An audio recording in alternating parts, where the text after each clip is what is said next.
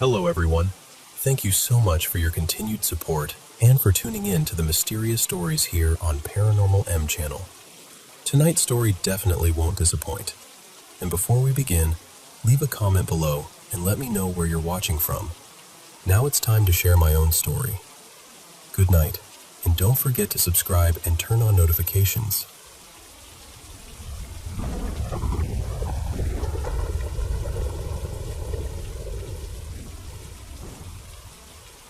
Hey, I want to tell you about something that happened to me when I was 17, and honestly, even now, I still can't fully explain it.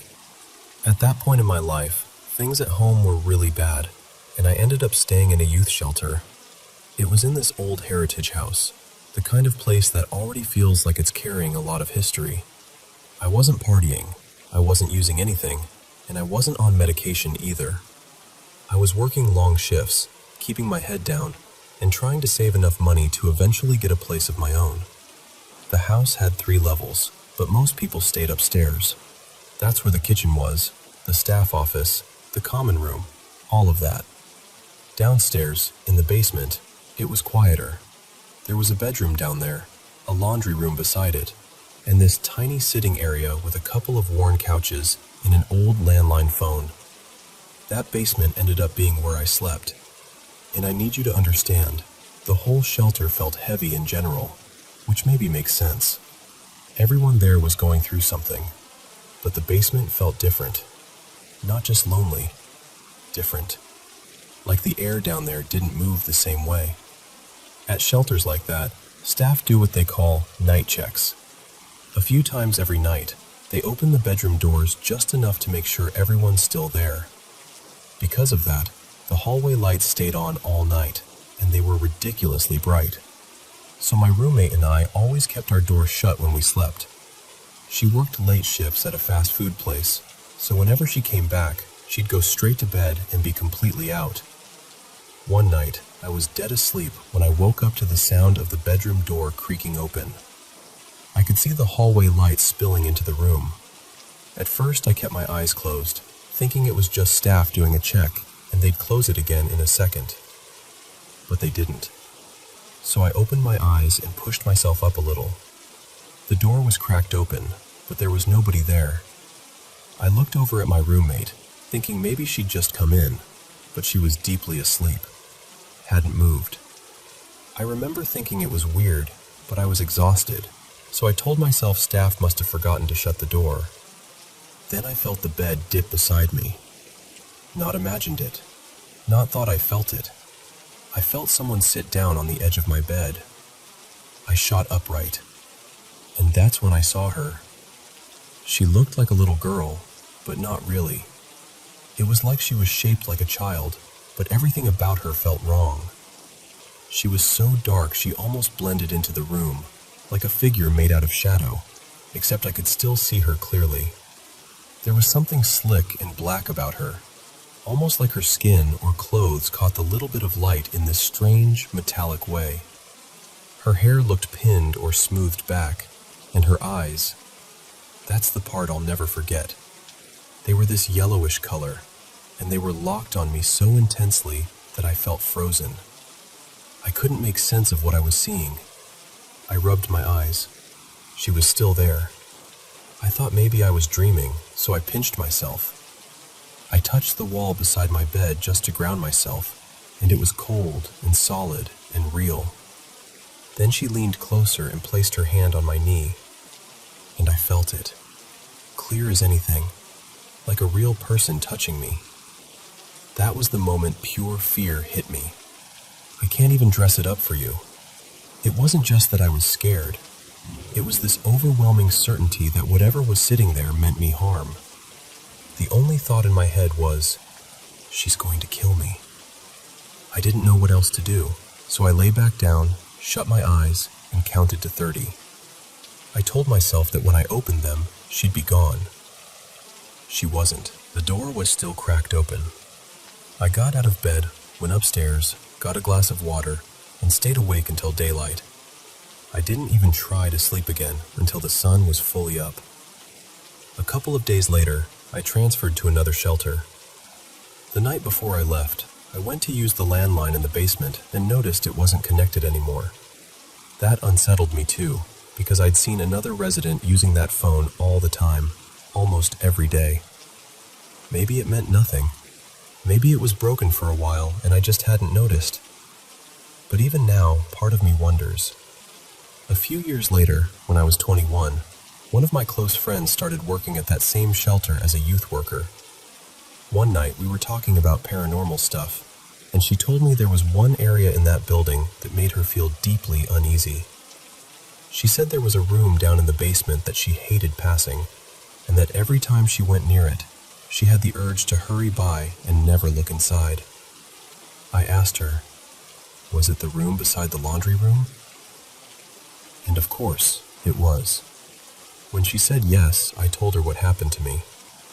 Not long after that, she left that job because she couldn't shake the feeling that something truly awful had happened in that basement.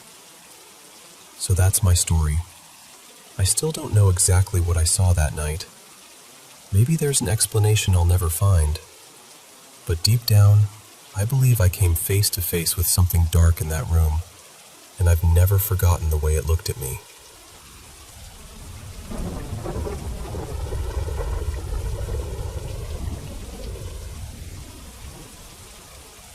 I had a dog growing up, a little cockapoo named Maisie.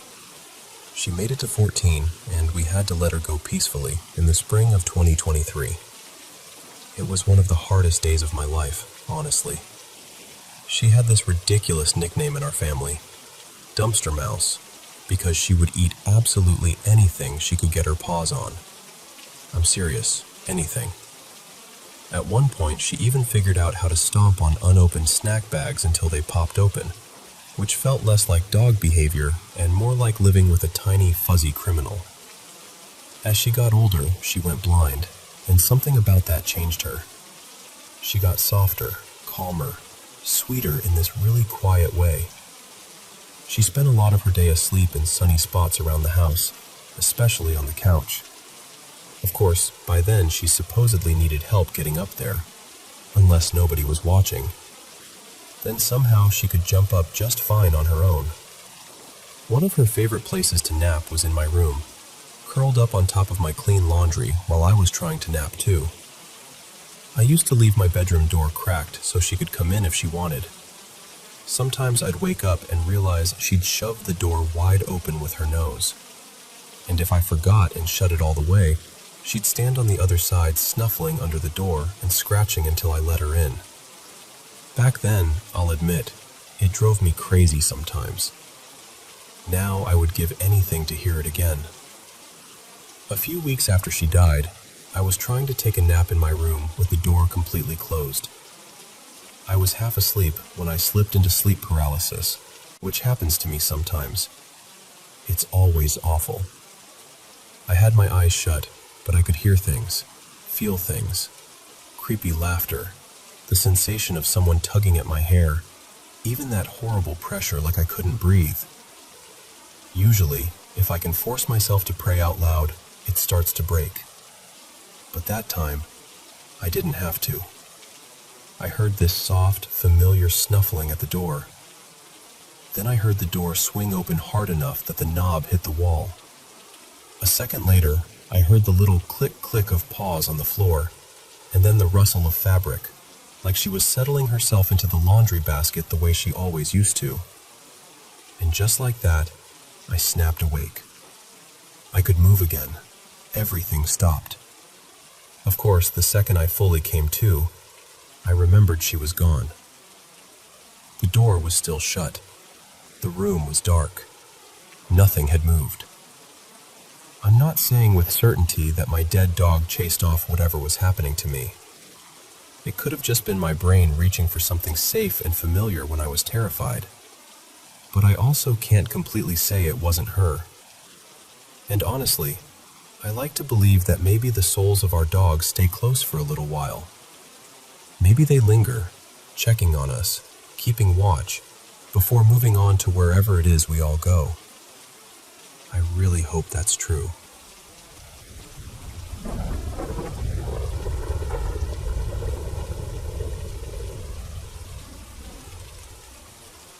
I worked as a funeral director from 2016 to 2022, and when I first started at that branch, one of the first things people told me was that the place was haunted.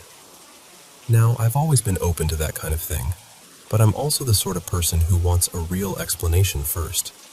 I don't jump straight to ghost unless I've exhausted every logical possibility. But honestly, there were a couple of moments in that building that I still can't explain. The first one happened one evening when I was alone in the funeral home. Well, alone except for the people in our care, if that makes sense.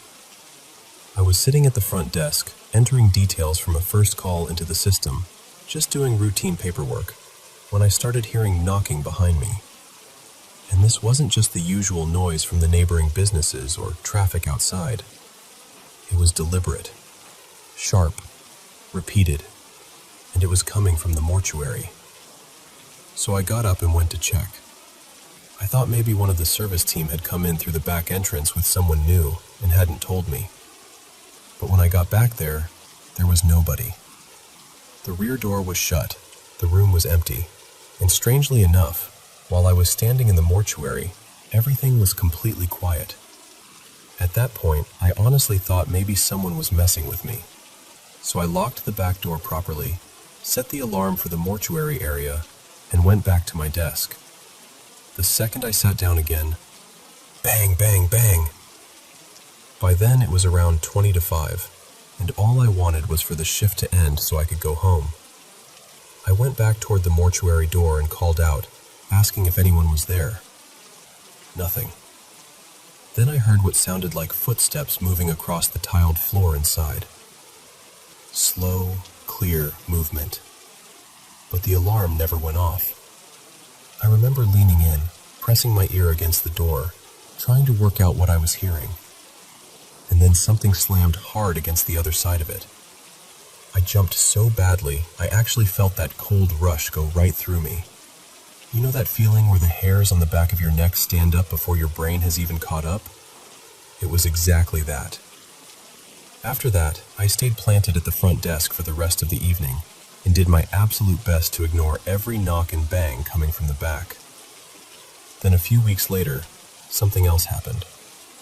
I was in the storage room next to the mortuary, filing away old funeral records. That room had a bit of a reputation too. People used to talk about an apparition they called shoulders and head. Apparently it looked like the upper half of a man and had been seen moving through that room and the hallway leading to the staff bathrooms. A lot of the staff hated going down there, especially alone. And honestly, I understood why. There's something deeply unsettling about using the bathroom when people are casually telling you there might be half a ghost wandering nearby. I'd never seen anything myself, though. And believe me, I'd looked. That day, I wasn't even thinking about ghosts. I was just filing paperwork and quietly complaining to myself because some holiday time I'd requested had been turned down. Then I heard the bathroom door open and swing shut. It was one of those heavy old doors that closes on its own because of the hinge weight, which means it doesn't just drift open for no reason. So I stopped and listened. Nothing. I decided to peek through the little window in the door leading to the bathroom corridor. The hallway beyond was dark, and at first I thought I could make out someone standing at the far end. I figured maybe one of the crew had slipped in there and I just hadn't noticed. But the figure wasn't moving. And then I realized what I was looking at. It wasn't a full person at all. It was just the outline of a head and shoulders. A torso with no legs, just standing there in the dark. And I swear, the second it became clear to me what I was seeing, it moved. It came straight at the door. One moment it was at the far end of the corridor, and the next, it was lunging toward the window like it meant to hit it.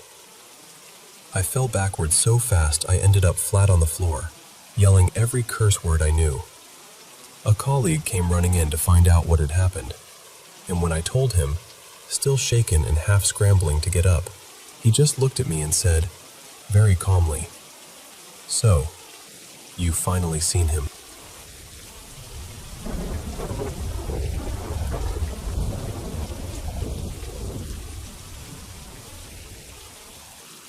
this beautiful old house that was built sometime in the late 1800s, and honestly, it has so much charm.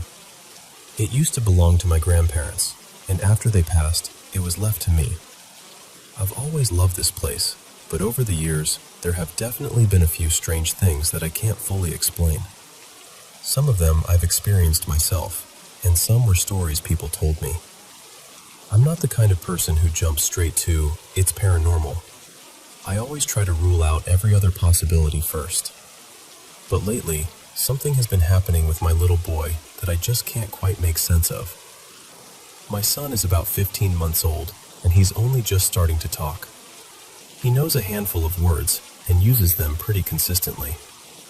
He says things like mama, oma, dog, row for our dog Rudy, yes, no, okay, hi, bye, wawa for water, and nana for banana. He also loves waving and blowing kisses, but usually only at actual people. Well, people, and sometimes mannequins, which is honestly adorable. But recently, he started interacting with someone I can't see. He'll just suddenly stop whatever he's doing, turn toward a certain spot in the room, and wave. Then he'll say, hi, like he's greeting someone. It's happened all over the house, but most often upstairs, especially near the bedroom and along the hallway. A few weeks ago, we were sitting in the sitting room, and he pointed toward the doorway and said something that sounded like, Amelia. I asked him to say it again, but he just laughed, pointed toward the same spot, and said, hi. That was the first time I really noticed it, and since then, it's been happening a few times a week. The clearest moment happened one evening not long ago. I'd taken him upstairs before bed like I usually do, just to let him play for a bit and wind down while we watched one of his little shows. In the middle of it, he suddenly whipped his head toward the bedroom door, let out this excited squeal, and ran right over to it. He started waving like mad and saying, hi, hi, hi, over and over again, to absolutely nothing that I could see. So I asked him what he was doing. He just pointed and laughed. I asked if he was talking to someone, and he said yes. Then I asked who it was, and, very clearly, he said, Amelia. Clear as day. Later that same night, I was trying to get him settled to sleep. I usually let him cuddle with me in my bed until he gets drowsy, then I move him into his cot. But that night, he was full of energy, bouncing around and refusing to lie down. Then all of a sudden, he looked over my shoulder, right at the empty space behind me, and just froze. He stared for maybe 10 seconds, completely still. Then he quietly said, okay, lay down immediately, and settled without a fuss. That part really got to me. A big part of me wants to say this is just normal toddler imagination. He's at that age where he's discovering everything, and maybe he's just inventing things in his own little way. But it's the consistency that throws me. The way he reacts, the same areas of the house, the same name. And what really confuses me is that he barely says words longer than 2 syllables, so hearing him come out with Amelia so clearly feels really odd. What makes it even stranger is that this isn't the first story I've heard about a child in this house. My grandmother once thought she caught sight of a little girl in the upstairs hallway too, but said she disappeared down the stairs before she could get a proper look. To be honest, I always tried to explain those stories away. My grandfather may well have been half asleep, and my grandmother had already heard his version of events, so maybe her mind filled in the gaps. But then a friend of mine stayed over once, and later admitted he always felt uneasy in the house because he kept thinking he saw a child-sized shadow darting past the sitting room doorway. The strange thing is, he had no idea about any of the family stories. I'd never told him any of it. And then there's the name itself. My son doesn't know anyone called Amelia.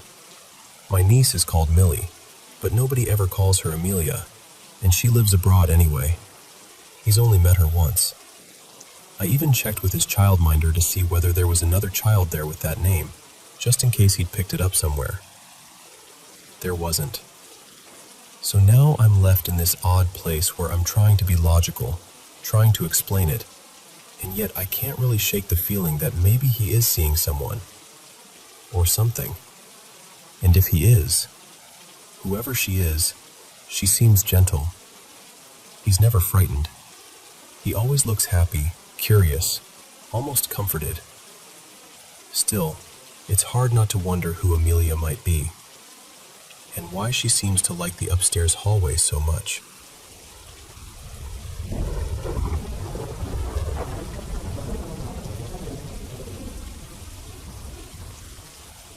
I was about 12 when we moved into the new house my parents had built. At first, everything should have felt exciting. Fresh walls, new rooms, that sense of starting over somewhere meant just for us. But almost right away, I knew something felt off. I remember telling my mom, "I think this house is haunted." And she just brushed it off, laughed a little, and told me it was my imagination. And honestly, for a while, I tried to believe that too. I read a lot back then. My head was always full of stories, so I told myself maybe I was just making things bigger than they were. But even then, the air in that house felt wrong. Heavy. Like something was always there, just outside your line of sight. I'd walk down the hallway and feel like I was being watched from every corner. Sometimes doors would move on their own. Sometimes I'd hear footsteps overhead, and the dining room light would start swaying like someone had just passed by. I'd see the rocking chair shifting gently when nobody had touched it, and every now and then, the whole room would go cold so suddenly that the hair on my arms would lift. Still, I kept quiet. I didn't want to sound foolish. I just kept telling myself, "It's nothing. It's only in your head." We lived in northeastern Appalachia, and in early summer, that place was almost painfully beautiful. The woods were thick and green, full of birdsong. In the evenings, lightning bugs would blink all across the yard like tiny floating stars. The breeze stayed soft and warm, and the sky would turn that pale blue and pink color right before sunset. Everything outside felt calm, gentle, safe. That's what made what happened feel even stranger. One evening, my parents took my baby sister for a walk. My mom had gotten it in her head that she needed to start exercising more, and she pulled my dad along with her. I stayed behind, which I was very happy about at the time. I was stretched out on the couch with a book, completely absorbed in it, enjoying the rare quiet. The windows were open, and the house felt still. Then I heard music. It was faint at first, soft enough that I couldn't quite place it. I remember pausing and thinking maybe one of my sister's toys had gone off by itself. That happened all the time. So I tried to ignore it and went back to reading. But then I listened again. No, that wasn't a toy. I got up and followed the sound to the bottom of the stairs, and then I heard it clearly. F is for friends who do stuff together. U is for you and me. It was my sister's SpongeBob lamp. Now that lamp wasn't voice activated or anything fancy. You had to physically press a button to make it sing. So I stood there for a second, trying to reason it out. Maybe the batteries were dying. Maybe the button had gotten stuck. So I started up the stairs slowly. N is for anywhere, anytime at all. I reached the top and looked down the hall toward my sister's room. Her door was open, and from where I stood, it felt like the room was just waiting for me. That's the only way I know how to describe it. Down here in the deep blue sea. By then, my heart was pounding. I told myself to stop being ridiculous. It was a lamp, just a stupid children's lamp. So I crept to the doorway and looked inside. There it was, sitting on the little table. Nothing else looked out of place. Then it started again. F is for friends who do stuff together. I remember glancing down at the cord and thinking, well, there you go. That explains it. The lamp wasn't plugged in. Then the song kept going. U is for you and me. So I walked over, picked it up, and turned it over in my hands. N is for anywhere, anytime at all. I opened the battery compartment. There were no batteries inside. None. I just stared at it. I remember checking again because my brain wouldn't accept what I was seeing. But it was empty. No cord in the wall, no batteries in the back. And somehow, in my hands, that lamp had been singing. Then it went quiet. The whole room went quiet. And for one strange second, everything in the house felt completely still. Then every smoke detector in the house started screaming all at once. I don't even remember deciding to run. My body just did it. I tore out of that room, down the hall, down the stairs, and straight out the front door as fast as I could. I was gasping, half crying, completely out of my mind with fear. And the second I got outside, the alarms stopped. Just stopped. The house went silent again. My parents were walking back up the driveway right then, and my mom rushed over asking what happened. I tried to explain it between breaths, stumbling over every word. I told her about the lamp, about the missing batteries, about the alarms. I'll never forget the look on her face. Her eyes widened, and for once, she didn't laugh. She didn't tell me it was my imagination. She just went quiet. That night, I lay awake in bed staring toward my doorway, waiting for sleep to come. I was still shaken up, still listening to every little sound. Then I heard a creak. I focused on the door. It was moving. At first, just swaying a little. Then more. Back and forth. Back and forth. Faster and faster until it was swinging enough to make the hinges squeal into the dark hallway. From down the hall, my mother called out, annoyed, "Annie, stop swinging your door." And I said, "Mom, I'm not touching it." After that, there was only silence.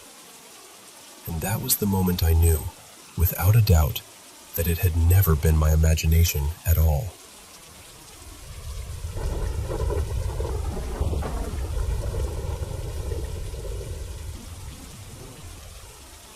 You know, I've lived in this city almost my whole life.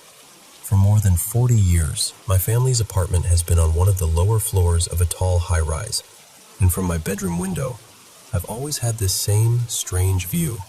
Smaller houses below, a stretch of rooftops, and in the distance, one towering building that always stood out from everything else.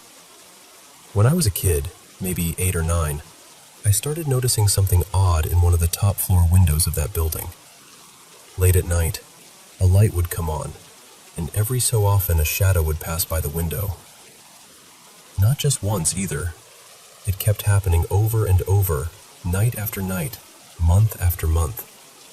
Sometimes it looked like the figure was walking across the room.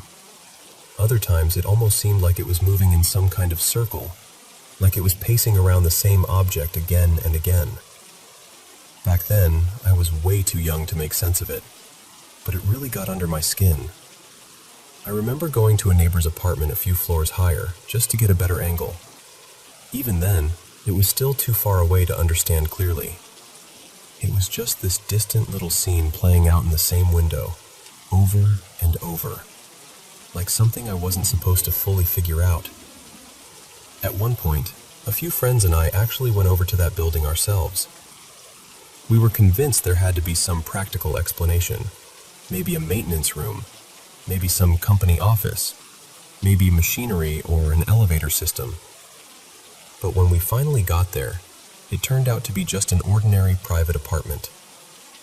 Nothing unusual about it at all, at least not from the outside. Of course, this was over 30 years ago. There were no smartphones, no zoom cameras, nothing like that. I even tried using binoculars once, but they didn't help much. Eventually, I just got used to it. The mystery sort of faded into the background of life. I stopped paying attention, moved on, and after enough time passed, I barely thought about it anymore. Then recently, after about 35 years, I came back home for a visit, and the first thing that hit me was that it was still happening. That same top-floor room, that same late-night light, that same movement behind the window. Only this time, I had better technology with me. I used my phone with the telescopic lens and finally managed to get a closer look. The footage isn't amazing. It's nighttime, huge zoom, lots of distance. But it's clear enough for me to feel certain that what I've been seeing all these years is an actual person moving around inside that room. Near the upper part of the window, you can make out what looks like a chandelier. In the middle, there's this figure that seems to be circling around something, almost like they're walking the same path again and again. And honestly, that's what makes it even stranger to me. Because if this has really been going on for 35 years, maybe even longer, then whoever that person is must have been doing some version of this for decades. That means they'd have to be older now, maybe well over 50, maybe much more. So I keep wondering what kind of explanation makes sense. Is it some kind of illness, a habit, a private ritual, something emotional or psychological? I don't really believe it's anything paranormal, at least not as my first guess, but I can't deny that after seeing it for so many years, it still feels eerie. What gets me most is how consistent it is. It happens almost every night. And because of that, I'm thinking there's a good chance I can record more of it and maybe catch some small detail that finally explains everything.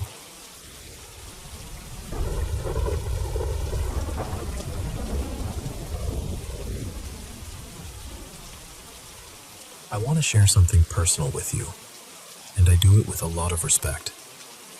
I have indigenous roots, and I know there are people in the community who feel strongly that certain stories and experiences should stay within the circle. I truly understand that, and I respect it. At the same time, I believe some of these experiences carry real meaning, and when they stay hidden, people outside the culture never get the chance to understand the beauty, depth, and spiritual richness that exists in this way of life. I'm sharing this because I know I'm not the only one who has gone through things like this. Maybe someone listening has had an experience they've never been able to explain. Maybe they felt alone with it. My hope is that this helps someone feel seen. Even if you don't take these experiences literally the way I do, maybe you can still hear them as something meaningful, something symbolic, something that has shaped lives and traditions for generations. I've been part of many sweat lodge ceremonies over the years, including a few from different tribal traditions. For anyone unfamiliar, a sweat lodge is a small enclosed structure, almost like a low tent or dome, where heated stones are placed in a center pit. Water is poured over them, sometimes with cedar or sweetgrass, and the whole lodge fills with intense heat and steam. It's usually done in complete darkness. The ceremony leader guides everyone through prayer, song, and intention.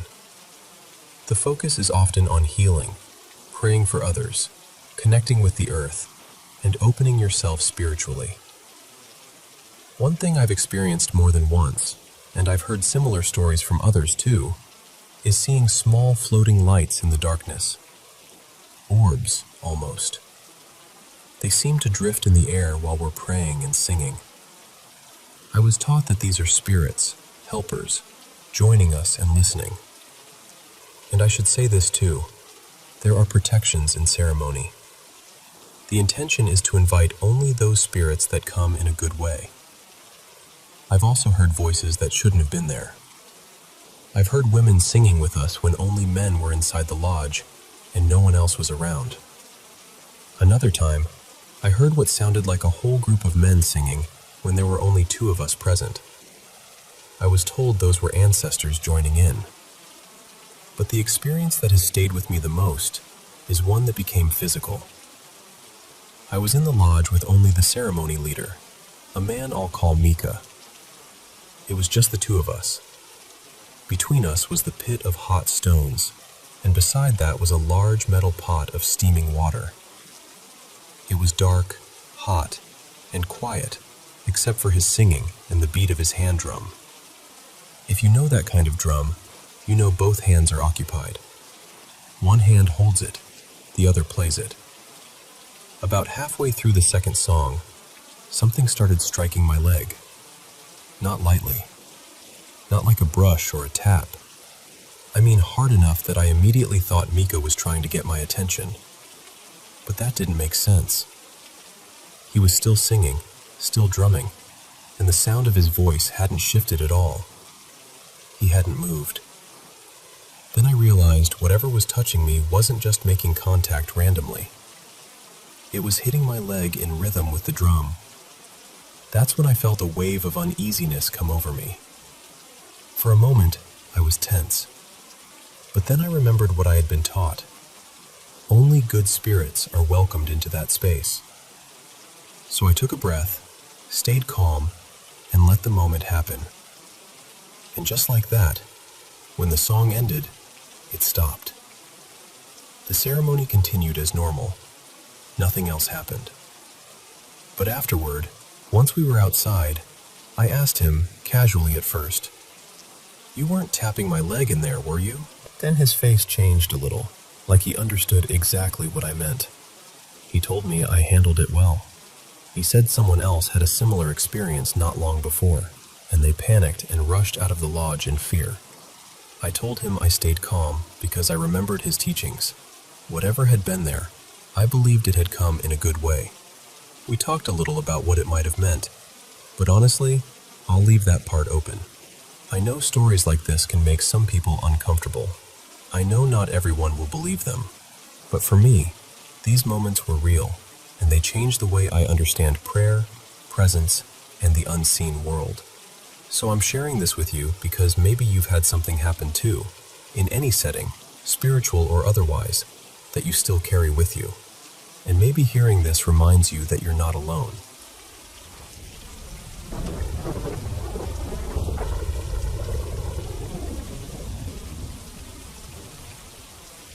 You know, back in college, I moved into this little 2-bedroom apartment with my best friend Mason and my girlfriend at the time. It wasn't some creepy old house or anything like that. Just a normal apartment in a regular building. Nothing about it looked unusual. But almost right away, odd things started happening. At night, all 3 of us would hear footsteps when we were in our rooms. Sometimes there'd be coughing or sneezing, like someone else was in the apartment with us. At first, we didn't think too much of it. We figured it had to be noise from the other units in the building. We were on the top floor, so it couldn't have been anyone above us, but there were a few apartments in the building, so we just shrugged it off. Then one morning, I was getting ready to leave for work and realized I needed to grab something from my car. I left the apartment door unlocked and ran downstairs. I was gone maybe a minute, tops. When I came back, the door was deadbolted from the inside. I just stood there for a second, confused. I knocked. No answer. I checked my pockets for my keys and realized they were gone. I went back to my car, looked everywhere, came back, knocked again. Still nothing. At that point, I was panicking because I was already running late. So, in a decision that only made sense because I was 20, I climbed up the side of the building, got onto my balcony, and went in through the sliding glass door. The second I stepped inside, I saw my keys sitting on the table, and the TV was on. I remember calling out, thinking my roommate or my girlfriend had to be messing with me, because what else could it be? But the apartment was completely empty. Nobody was there. The first time, I told myself it was weird. By the third time something like that happened, I started feeling like, okay, something is seriously off here. There was another moment in that apartment that I still can't fully explain. We had this utility closet in the hallway with a sliding door, and we always kept it open because that door didn't get in the way. Inside, I had some stuff stacked near the water heater, plastic bins, a cooler, random storage things. One evening, after we'd already started suspecting the place had some kind of energy to it, all three of us were sitting there in the living room. And then, at the exact same time, we all caught movement out of the corner of our eyes. That cooler, this heavy cooler that had been sitting on top of the stacked bins a few feet off the ground, came flying out of the closet. It slammed into the wall with this loud bang. All three of us turned and looked, and I swear to you, that cooler just hung there for what felt like 3 or 4 seconds before it finally dropped to the floor. We didn't say much. We just got up and went outside. My heart was pounding so hard I could feel it in my throat. We were all shaken. Not long after that, I was at work when Mason texted me and said he was hearing footsteps all around his room. I tried to keep it casual and told him maybe he should step outside for a bit, get some air. A few minutes later, he called me, and I could hear in his voice that he was terrified. He told me the footsteps were still happening while he was on the phone with me. He said papers had started flying off his desk. I didn't see it myself, obviously, but hearing him like that made it feel very real. I just kept trying to calm him down, telling him he was okay, that whatever was happening wasn't going to hurt him. Eventually, he said it stopped. Then, sometime later, Mason's mom came by the apartment. I told her a little about what we'd been experiencing, not even everything, just enough to explain why we were uneasy there. And she responded so calmly, like this was not surprising at all. That was one of those moments where everything kind of clicked into place, whether rationally or not. After that, I ended up smudging the apartment, just hoping to shift whatever was there. And honestly, things did seem to quiet down. Or maybe I just got used to it. That's possible too. I remember having friends over later on, and something would happen. A noise, movement, something subtle, and I'd barely react. Meanwhile, they'd be staring at me like, "Did you hear that?" Or, "Did you see that?" And I'd just say, "Yeah, it's fine. Don't worry about it." Since moving out, I've had a few other experiences here and there. Mostly things getting knocked or flipped in ways that felt strange, like something invisible had hit them from underneath. But those moments still followed the normal rules of physics once they started moving. That cooler didn't. That's the part I can never fully explain. 3 of us saw it. It didn't just fall. It seemed to pause there in the air before dropping. And look, I know there could be rational explanations. I've thought about gas leaks, stress, suggestion, all of that. I'm open to those possibilities. But I'm also open to the idea that maybe some experiences just don't fit neatly into the usual boxes. I still think about that apartment sometimes, and honestly, I'd really love to hear from anyone who's gone through something similar, or anyone who has a thoughtful, respectful take on what might have been happening.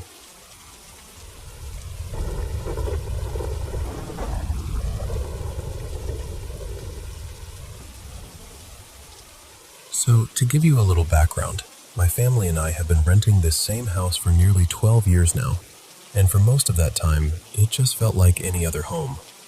Nothing strange, nothing unsettling. But about 8 months ago, odd little things started happening, and ever since then, we've been trying to make sense of it. The first thing happened early one morning. I'd just gotten out of bed and was walking down the hallway to the bathroom to get ready for work when I heard this soft rattling noise. It caught my attention right away. I opened the bathroom door, and there on the floor was a spray bottle of cleaner, shaking hard like something had just smacked into it. But what really got me was the way it stopped. It didn't wobble less and less like you'd expect. It just stopped. All at once, like somebody had put a hand on it. The second incident is the one that still bothers me the most. I was hanging a framed picture in the living room. It wasn't huge, maybe around 12 by 16 inches, and I'd set it up carefully with 2 nails so it was balanced and secure. Then I went into the kitchen, which shares a wall with that room, just to straighten a few things up. I couldn't have been gone more than 10 minutes. When I came back, that picture was on the other side of the room. Not just on the floor under where it had been hanging, but all the way past the couch and beyond the coffee table. It had landed far enough away that it made no sense at all. I never heard it fall, and even if it had slipped loose, there's just no reasonable way it could have traveled that far. We actually tried recreating it afterward, over and over, just to prove there had to be some normal explanation, but we couldn't make it happen. Then there's the basement. Our washer and dryer are down there, and honestly, they're ancient. The dryer is so bad we usually have to run every load at least 2 or 3 times. We buy our detergent in those giant warehouse-sized containers and keep them on the back edge of the dryer. There's a raised lip there, so they've always stayed put. But in the last few months, 2 separate detergent containers, both still mostly full, ended up on the floor shattered. And I mean shattered. Not cracked open, broken apart in pieces, like they'd been thrown down hard. The newest thing was a lot smaller, but still weird enough to stick with me. We have one of those drying racks where we set rinsed dishes and silverware before loading them into the dishwasher. A few days ago, we were in the bedroom when we heard a loud clatter, exactly like a handful of forks and spoons had hit the floor. We both rushed out, thinking something had broken in the dining room or maybe fallen in the kitchen. But when we got there, everything was completely normal. Nothing on the floor, nothing out of place, nothing missing. It was like the sound happened for no reason at all. Through all of this, we've mostly joked around about having a ghost. We haven't made a huge deal out of it. We do have a little daughter, she turned 2 recently, and she started playing peekaboo with someone she calls Ghosty. I really think she probably just picked up the word from hearing us joke around, and kids that age can turn anything into a game. Still, I figured it was worth mentioning. What gets me is that we lived here for over a decade with absolutely nothing like this happening, and then, suddenly it starts out of nowhere. It doesn't feel threatening. I'm not scared to be here. If anything, it just feels strange, random. Like something shifted and we don't know why. Other than that, nothing big changed in our lives around that time. We didn't bring anything secondhand into the house. Nobody passed away, and there wasn't any major family event that might explain the sudden shift in energy. So I keep coming back to the same question. What else could this be? And if there really is something here with us, how do we make sure we stay on friendly terms with it?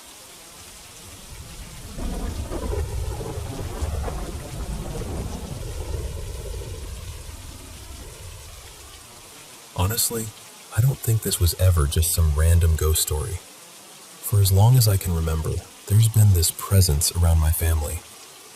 My grandparents have land out in another state, and everybody who's spent real time there seems to agree that place holds something. Maybe more than one thing. My grandmother used to say that somewhere back in our family line, one of the women before her was believed to be a witch. I never knew what to do with that information, but it always stuck with me. What makes this harder to explain is that this presence never seemed tied to just one house. It felt like it moved, followed. For a long time, I had this weird feeling it traveled through certain objects, especially TVs, maybe mirrors too. My family never really thought much about stuff like that. They'd sleep with screens glowing in the room, mirrors uncovered, all of it. And then the sightings started lining up. My cousin saw the same figure years ago outside my grandparents' place, near the back of the property. Later, in a completely different state, my sister saw her sitting on my bed. She was hysterical, crying so hard she wouldn't even come into the room. She described the same girl my cousin had. Long black hair hanging in her face, a pale dress, blood all over her, this messy, almost grungy look. That was the moment I realized this thing wasn't just in my head. But really, it started way before that. When I was little, maybe 6 or so, I was already noticing strange things. Small things at first. I remember staring at a poster on my wall one night. I looked away, and right after that I heard it shake, like someone had brushed past it. I didn't see it move, not directly, but I heard it clearly. And more than that, I always felt watched. I never felt alone. Looking back, I was a scared kid dealing with a lot, and I think that made me vulnerable. Even then, I never felt like it was attached only to me. I think I got the worst of it, but it always felt connected to my family too, especially once my cousin started seeing her. When we moved again, things got heavier. I had to sleep alone, and deep down, I knew I wasn't alone at all. The fear got so bad that I started spiraling, imagining worst-case scenarios every night. Nobody really believed me. Not fully. Even after my sister saw her, everyone just sort of let it fade into the background.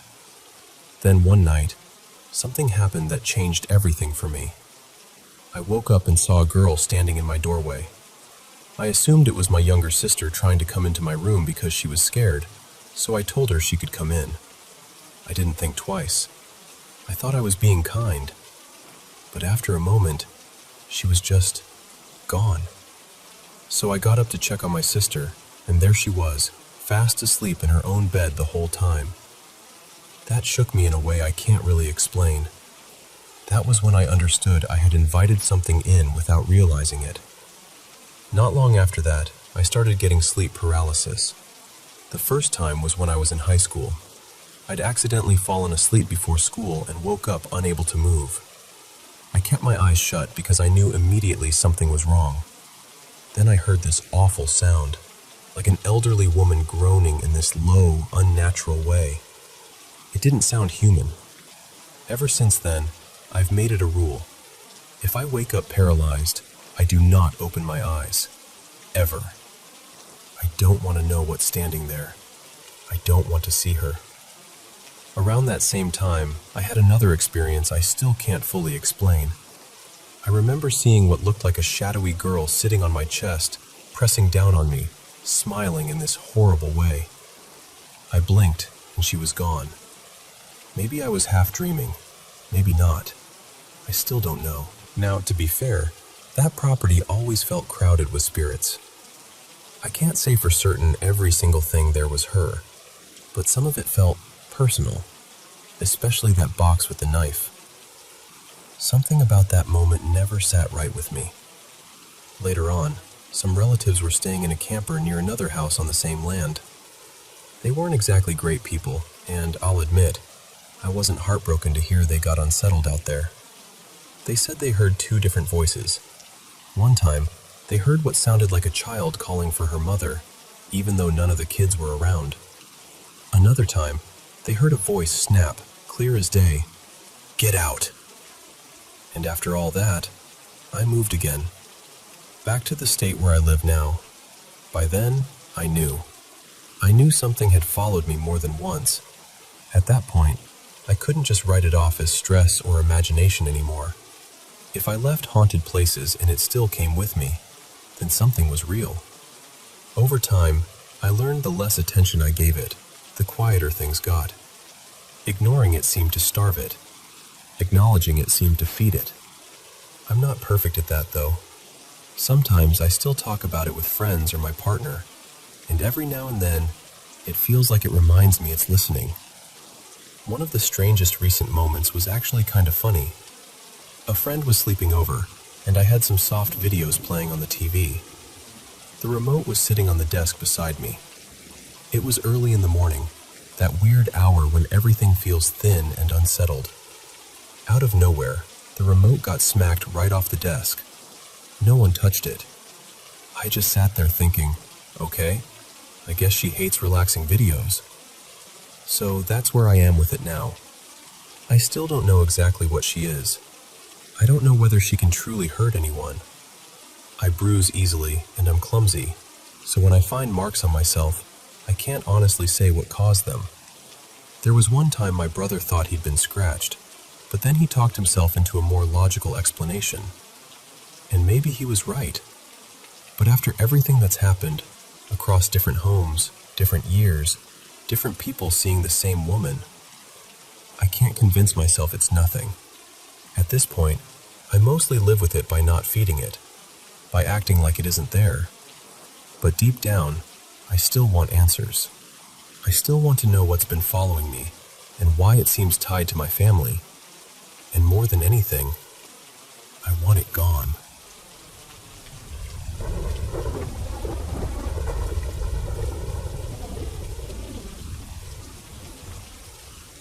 So back then, my friend Jason and I had this ritual. Almost every Friday and Saturday night, we'd head out toward Los Angeles with no real plan, just chasing the night and seeing where it took us. We'd party, get ourselves into weird little adventures, lose track of time, and somehow always end up finding our way back home just before sunrise. One night, we ended up way out past the city, somewhere in the hills in one of the towns surrounding LA. We found this quiet pull-off on a mountain road, the kind with guardrails lining the edge so cars don't go over the side. It was dark out there, really dark. To the right of the car was this small rise with a few trees. The road stretched off to our left, and straight ahead was the guardrail and just blackness beyond it. We parked, settled in, and started doing what we usually did. We had music going. We were smoking, laughing, talking. My friend had taken Molly for the first time that night, and I'd done it before, so I felt more prepared for it than he was. Jace was already the kind of person who could fill any silence without even trying. Super outgoing, always talking, always animated. I was quieter, more the type to sit back and take everything in. So while he kept going on about whatever was on his mind, I was mostly listening, half focused on the music, half looking out into the dark. And that's when I noticed something. At first, I honestly couldn't make sense of it. I had to lean forward and squint through the windshield. There was this shape out there, just beyond the guardrail. It looked like a person, or something shaped like one. I remember freezing as I watched it seem to climb up from the cliffside and over the rail. What made it so unsettling was the way it moved. It wasn't solid and clear the whole time. It would appear in these strange flashes, almost like impressions. I'd see it in one position, then it would fade, and when it showed up again, it was closer. First I saw it at the rail. Then I saw a leg coming over. Then it was fully on our side. I was just sitting there, trying to process what I was seeing, while Jace was beside me in the passenger seat, deep in his own world, still talking non-stop, totally unaware. I asked him if he saw it, but he barely registered what I said. He just kept rambling, happy as could be, while I sat there getting more and more freaked out. The figure kept getting closer in those same strange intervals. Fade out, reappear closer. Fade out, reappear closer. Until I realized that the next time it showed up, it was probably going to be right next to my window. That was it for me. I completely lost it. I yelled, dropped down in my seat, and just hid there, heart pounding. I was absolutely terrified. I wanted to leave so badly, but I wasn't in any state to drive yet, so all I could do was sit there and wait it out while my friend was still having the time of his life, completely oblivious. I stayed like that for what felt like forever. Eventually, after maybe an hour or so, I worked up the nerve to slowly look up again. And when I did, that's the part I still can't explain. There weren't just one or two figures outside anymore. There were dozens of them. They were all around the car, just drifting in and out the same way, appearing like shadows in pieces, then fading, then returning somewhere else nearby. But the strange thing was, they didn't feel aggressive. They weren't banging on the car or trying to scare us. They were just there, walking around casually, almost like people passing by in a public square, completely unbothered by us. Eventually, the effects wore off enough for me to drive, and we got out of there fast. Neither of us ever figured out exactly where that spot was. Somewhere out there in the hills near LA, I guess. And honestly, even now, I still think about it. I've wanted to go back in the daytime just to see what that place really looked like. But whatever happened that night, it's still the wildest thing I've ever experienced.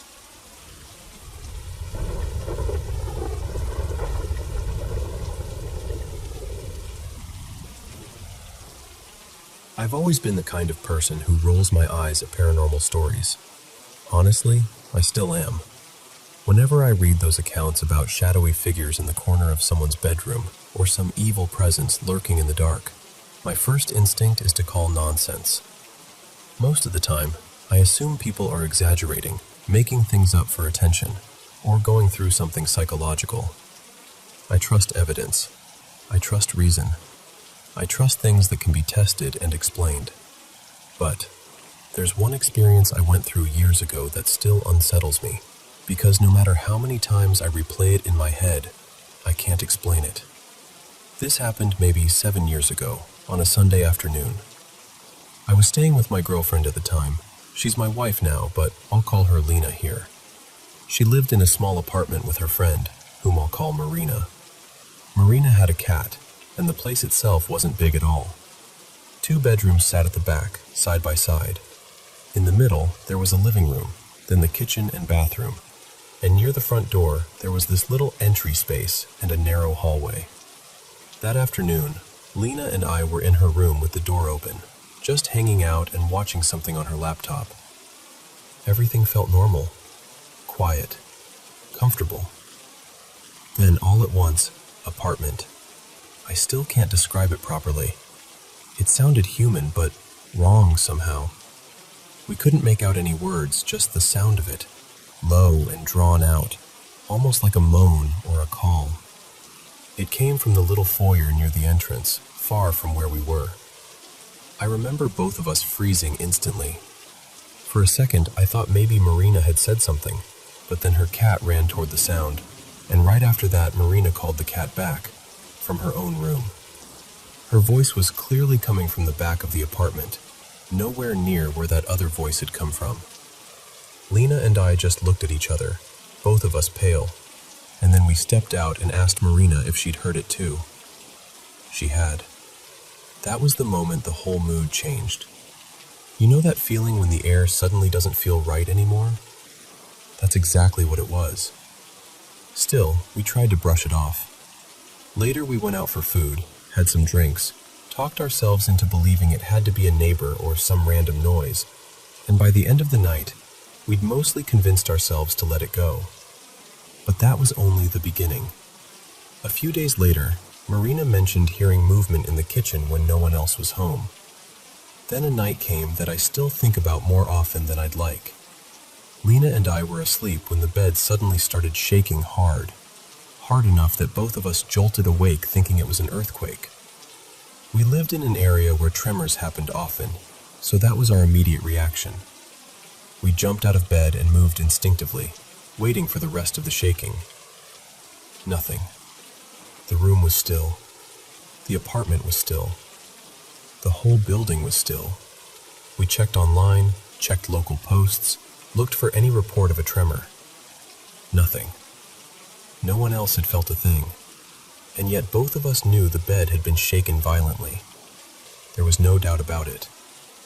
We got back into bed eventually, but neither of us really slept. The whole room felt wrong, heavy somehow, like we weren't alone. After that, whatever was happening seemed to focus on Lena. She was terrified, and the worst part was, I could see she wasn't performing or dramatizing it. She was genuinely scared. It didn't seem to matter where we were, sitting together, lying in bed, walking down the street. Every so often, she would feel something put a hand on her, as if some unseen presence had attached itself to her. We got desperate enough that we decided to leave for a while and go to her parents' place in another state. Lena left first, and I planned to join her a few days later after sorting out a few things. While she was there, she called me sounding relieved for the first time in a while. She said nothing had happened since she arrived. No touches, no fear, no strange feelings. It felt like maybe distance had broken whatever this was.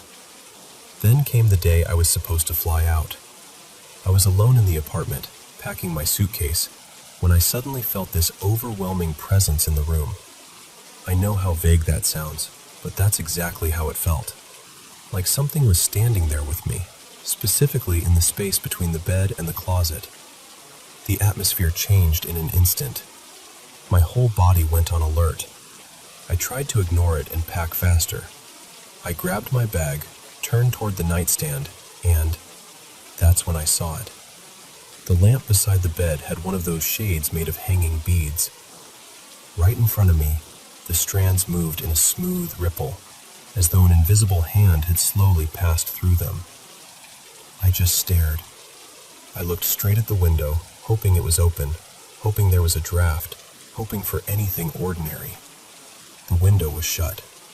There was no breeze, no fan, nothing. And yet I had just watched those beads move with intention. To this day, that is still the most frightening thing I have ever seen. Not because it was loud or violent, but because it looked deliberate, controlled, like something unseen had wanted me to know it was there. I ran out of that apartment in a panic. I barely remember how I got to the airport. My legs felt weak, like they didn't belong to me. Even now, years later, I can still picture that lampshade moving. When I finally reached Lena, things felt calmer for a couple of days. We started to breathe again. We started to think maybe it really had ended. Then one night, sometime around 1 a.m, the blender in her parents' kitchen turned on by itself. That sound hit us like a punch. Whatever had been happening hadn't stayed behind. And after that, Lena started feeling those touches again, on her arms, her legs, her back. Different house, different city, same nightmare. At that point, we finally told her parents everything. Her mother listened and then told us to pray every night and light a candle, to help guide whatever this was away from us. She also suggested leaving out a blank sheet of paper and a pencil, asking the presence what it wanted. We never did the paper. That felt like crossing a line neither of us was willing to cross. But we did pray, even though neither of us was particularly religious. We lit the candle. We followed the ritual because by then we were scared enough to try anything. Then, one night, not long after, I had what I can only describe as a kind of sleep paralysis. I was aware of the room. I could feel Lena beside me in bed, and at the foot of the bed, I saw a figure standing up out of the darkness. It was a tall woman dressed in black, just watching us. Now, I'll be honest, that part happened in that strange space between sleep and waking, so I can't swear it was real in the same way I can swear about the voice, the shaking bed, or the moving lamp. My mind could have shaped all that fear into an image. I know that. But what haunts me is this. After that night, everything stopped. Just like that. And I still don't know what to do with any of it. I wish I had proof. I wish I'd recorded the lamp or caught something on video or had anything concrete to point to. But when something like that happens, your first thought isn't documentation. Your first thought is survival. It's getting out. It's making it stop. Maybe written down like this, it doesn't sound as intense as it felt. But living through it was something else entirely. It was disorienting, terrifying, and deeply personal in a way that's hard to explain. I'm still a skeptic. I'm still not someone who wants to believe in ghosts or entities or anything supernatural. But every now and then, usually late at night when the room is too quiet, I still remember that feeling. And I still catch myself hoping she never comes back.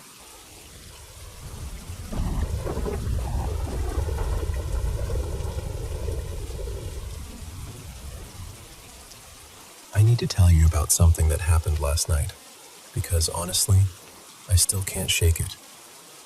A friend of mine, Arav, and I had gone to a salon in Shivanagar for his haircut. We wrapped up sometime around 8:15, and afterward, we decided to walk to this little Momo cart near my dance studio on Bell Road. It wasn't supposed to be a big deal, maybe half an hour on foot, tops. I know that side of town pretty well, and I had maps open the entire time, so I wasn't worried. Right outside the salon, there was this road that looked calm and kind of beautiful in a strange way. It was lined with trees, really quiet, and seemed to head in the same direction we needed to go. So we looked at each other and thought, why not just take the shortcut? The second we stepped onto that road, something in me felt wrong. You know that feeling when your gut starts warning you before your brain catches up? That's exactly what it was. I told Arav more than once, I don't like this. Something about this road feels off. But we laughed it off and kept going because it sounded silly at the time. We walked straight for a while, turned once, then kept moving ahead. And after that, everything started to feel strange. We somehow got turned around more than once, even though I was checking maps the whole time. The app wasn't behaving normally either. It kept lagging, spinning, and showing weird directions that didn't make sense. The road itself was bizarre, way too wide, almost empty, with these massive trees on both sides that blocked out everything. And not a single streetlight seemed to be working. What really got to me was that it was clearly a residential neighborhood, but every house looked asleep. No lights on, no sounds, no people talking, no TVs, nothing. And this was Bangalore, at night. Not the kind of place that usually feels that dead. We did see a few people here and there, but even that felt unsettling. I don't know how to explain it properly. They just didn't feel fully present. It was like they were there, but not really there. At one point, I checked Ola and Uber because I was starting to think maybe we should just leave the area altogether. And there was nothing. No autos, no cabs, nothing available at all. Not even the usual high demand message. It just felt like we had dropped off the map. Then it stopped being just a weird feeling and started affecting me physically. Out of nowhere, I got freezing cold. Not normal cold, the kind that gets inside you. My hands were icy, and I started shivering hard. The weirdest part is that the weather wasn't even cold, and I'm usually the person who overheats easily. Arav was completely fine. Not cold at all. Then we passed this one house, and I swear something about it made me stop walking. I just looked at it and said, that place is not right. He laughed and asked if I wanted to go closer, and I immediately said no. Absolutely not. Right after that, this wave of exhaustion hit me. It was so sudden. My legs felt unbelievably heavy, like I'd been awake for 2 days straight. I remember thinking, why do I feel like all my energy just got pulled out of me? Still, we kept walking, just trying to get back to Bell Road and get out of there. And then I looked up. We were standing right back in front of the salon, the exact same spot we had started from. Same storefront, same place. And the thing is, we hadn't been looping around, at least not in any way that made sense. We thought we had been walking forward the whole time. The moment we were back near the salon, everything changed. Autos suddenly started showing up in the apps again, like nothing had happened. We found one almost immediately and got in without even thinking twice. When I got home, I took a hot shower and got into bed under 2 blankets, but I still couldn't warm up. For hours, I was cold to the touch. I didn't have a fever. I wasn't sick. I just felt empty, drained in this weird, hollow way I can't really describe. It honestly felt like that road took something out of me. And that's the part I can't stop thinking about.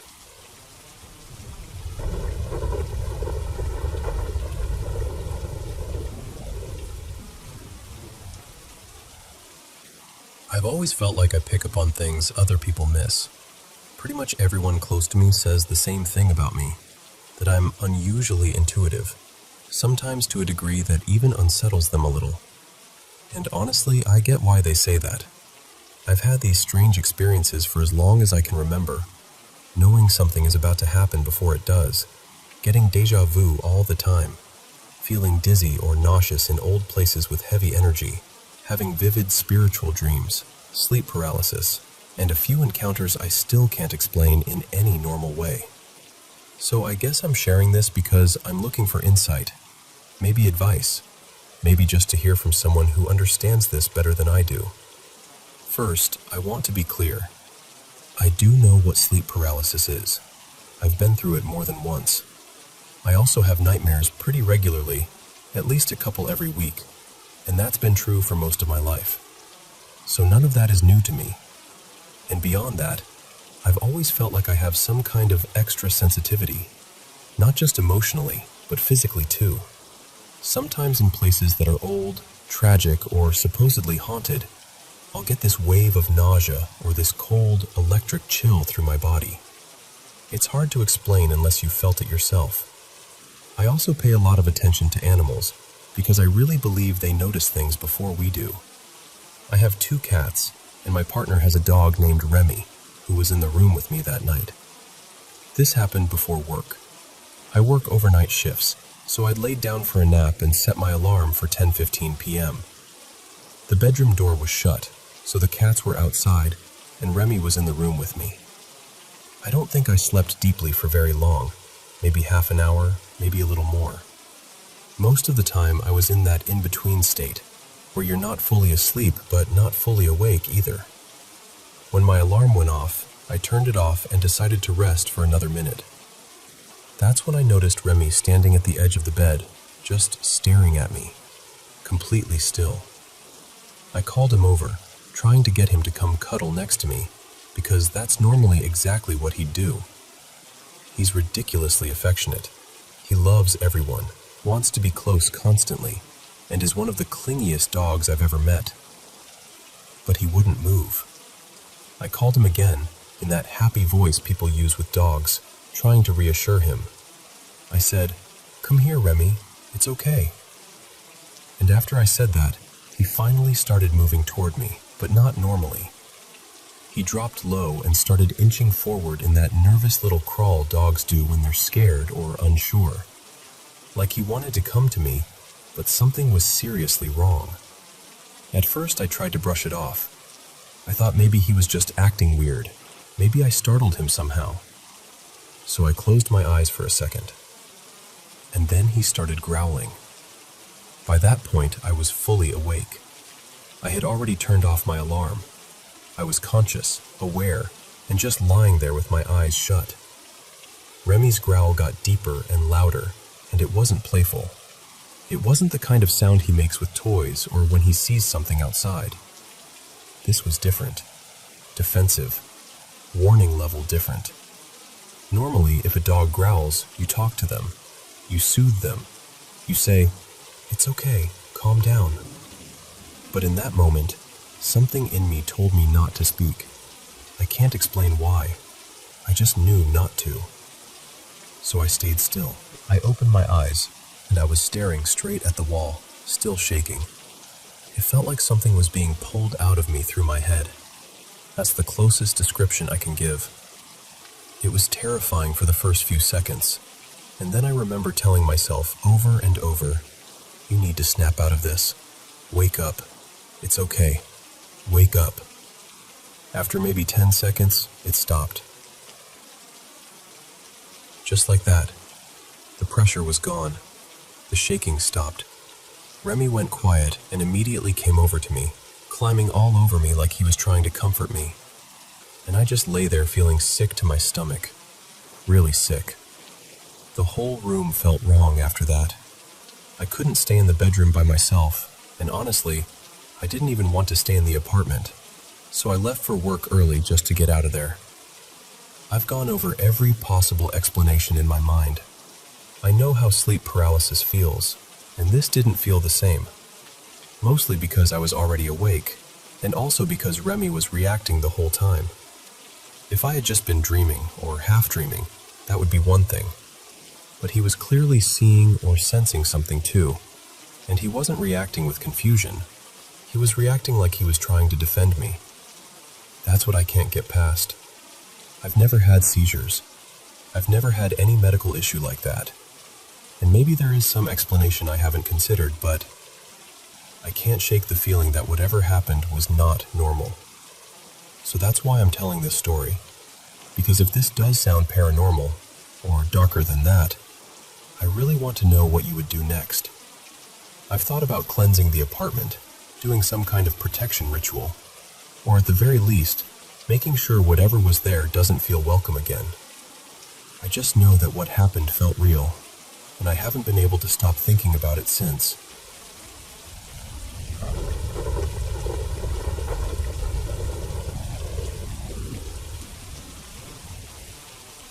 Hello everyone, welcome back to the Paranormal M channel. How have you all been lately? Still having trouble sleeping? I'm really excited to be here sharing my paranormal experiences to help you relax and get a better night's sleep. If you enjoy this kind of content, please subscribe and turn on notifications so you don't miss any new videos. And thank you so much for sending in your own paranormal experiences. Now, get into bed, turn on your nightlight, and let's listen together. So this was maybe 6 years ago now, back when my family and I were living in this little apartment that had 2 balconies, one facing the street and another in the back. And the back balcony was the one that messed with me. Behind our building, there was this odd stretch of land that didn't feel like it belonged in the middle of a neighborhood. It was overgrown and messy, and you could see the broken down remains of what looked like an old house, just chunks of walls and rubble. And off to one side, there were these stone shapes half sunk into the ground that honestly looked like a tiny, neglected graveyard. Not dramatic, not movie style, just wrong in this quiet, forgotten way. At the time, I wasn't someone who believed in ghosts, like, at all. I'd tell myself it was superstition, people scaring themselves for fun. But every single time I stepped onto that back balcony and looked out, I'd get this heavy feeling in my stomach, like the air was darker over there, even when it was sunny. I kept brushing it off as imagination, stress, bad vibes, whatever. Then one afternoon, I went out to that back balcony to film a quick video for social media. I picked that spot on purpose because it was usually really quiet. No traffic noise, no people yelling, none of that. Just stillness. I recorded, went back inside, and started editing. I was cleaning up the audio in Audacity, wearing headphones, just doing my normal thing, when I suddenly heard this burst of noise, like sharp static, almost like a quick screech. It lasted maybe 2 seconds, 3 tops, and then it stopped. And the thing is, it didn't sound like a regular glitch. It sounded like something intruding, like a sudden interference. I replayed it a few times, trying to convince myself it was wind or a mic issue, but it didn't match anything else in the clip. Still, I told myself, okay, random audio artifact, move on. But after that day, something changed. I started getting this feeling that I was being watched. And I know that sounds vague and dramatic. Believe me, I wish I had a better way to explain it, but it was like, if I turned my back to the balcony, my body would tense up like something was right behind me. Not like a casual, someone staring feeling. More like my instincts were yelling, don't turn away. Like whatever it was waiting for me to slip. That feeling stuck around for days. Then one night, I couldn't sleep at all. I didn't even know why. I just had that awful sense that something was building up, like the air in the apartment was charged.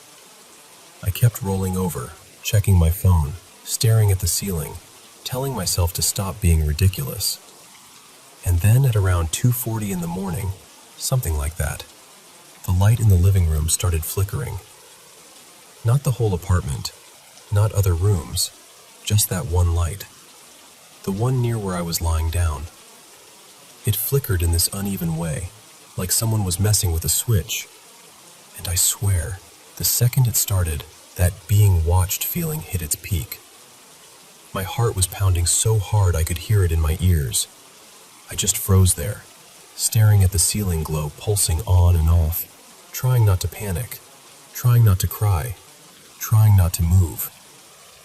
And this is the part that still confuses me. I didn't know what to do, so in pure desperation I started praying. But not in the way I'd normally pray, because I'm Hindu, and at that point in my life I wasn't even the light a diya and chant type of person. I was more like spiritual in the background, but not actively religious. I don't even know why. I hadn't been watching anything about angels. I hadn't read anything. It just came out of nowhere. Like my brain reached for the strongest protector image it could find and grabbed it. So I whispered, actually begged, something like, "Please help me. Please protect me. Please get rid of whatever this is." And as soon as I did, I felt this warmth spread through my chest, like someone put a hand right over my heart, not physically, but in a way that made me feel held, safe. Like something good had entered the room, quiet, steady, unshakable. And I got this strong sense, this calm certainty, that whatever had been watching me wasn't the only presence there anymore. Then, almost immediately, the light stopped flickering. Just stopped. Clean. Like it had never happened. And even stranger, so did that awful watched feeling. It didn't fade over time. It didn't slowly ease away. It was just gone. Like a pressure release. Like the room finally belonged to me again. I laid there for a long time afterward, breathing shallowly, almost scared to test it. Like if I moved the wrong way, it would come back. But it didn't. The air felt normal, quiet, mine. To this day, that's what gets me. Because I keep thinking, was it all in my head? Was I exhausted and anxious and my brain created a story? But then I think about how immediate it was. The warmth, the shift, the light stabilizing, the fear evaporating, and I don't know. I honestly don't know. And it leaves me with this question I still can't fully answer.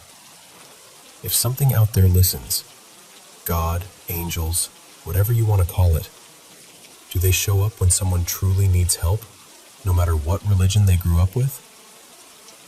We moved out of that apartment about 3 years ago. Different place, different neighborhood, different everything. And I've never felt that watched sensation again. Not once. But that night, the balcony, the audio, the flickering light, and that sudden warmth. Yeah, that's still the strangest thing that's ever happened to me. And I don't think I'll ever completely forget it.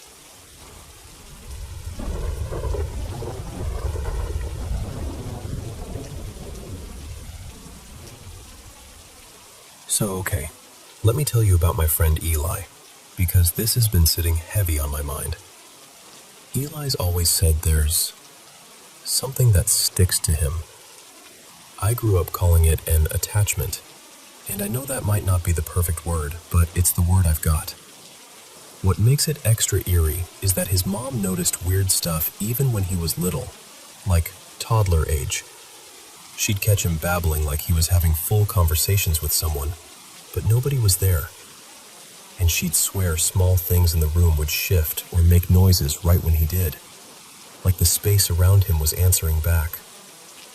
The thing is, it didn't stay in one house. They moved a couple times, different neighborhoods, different layouts, all that, and it still showed up.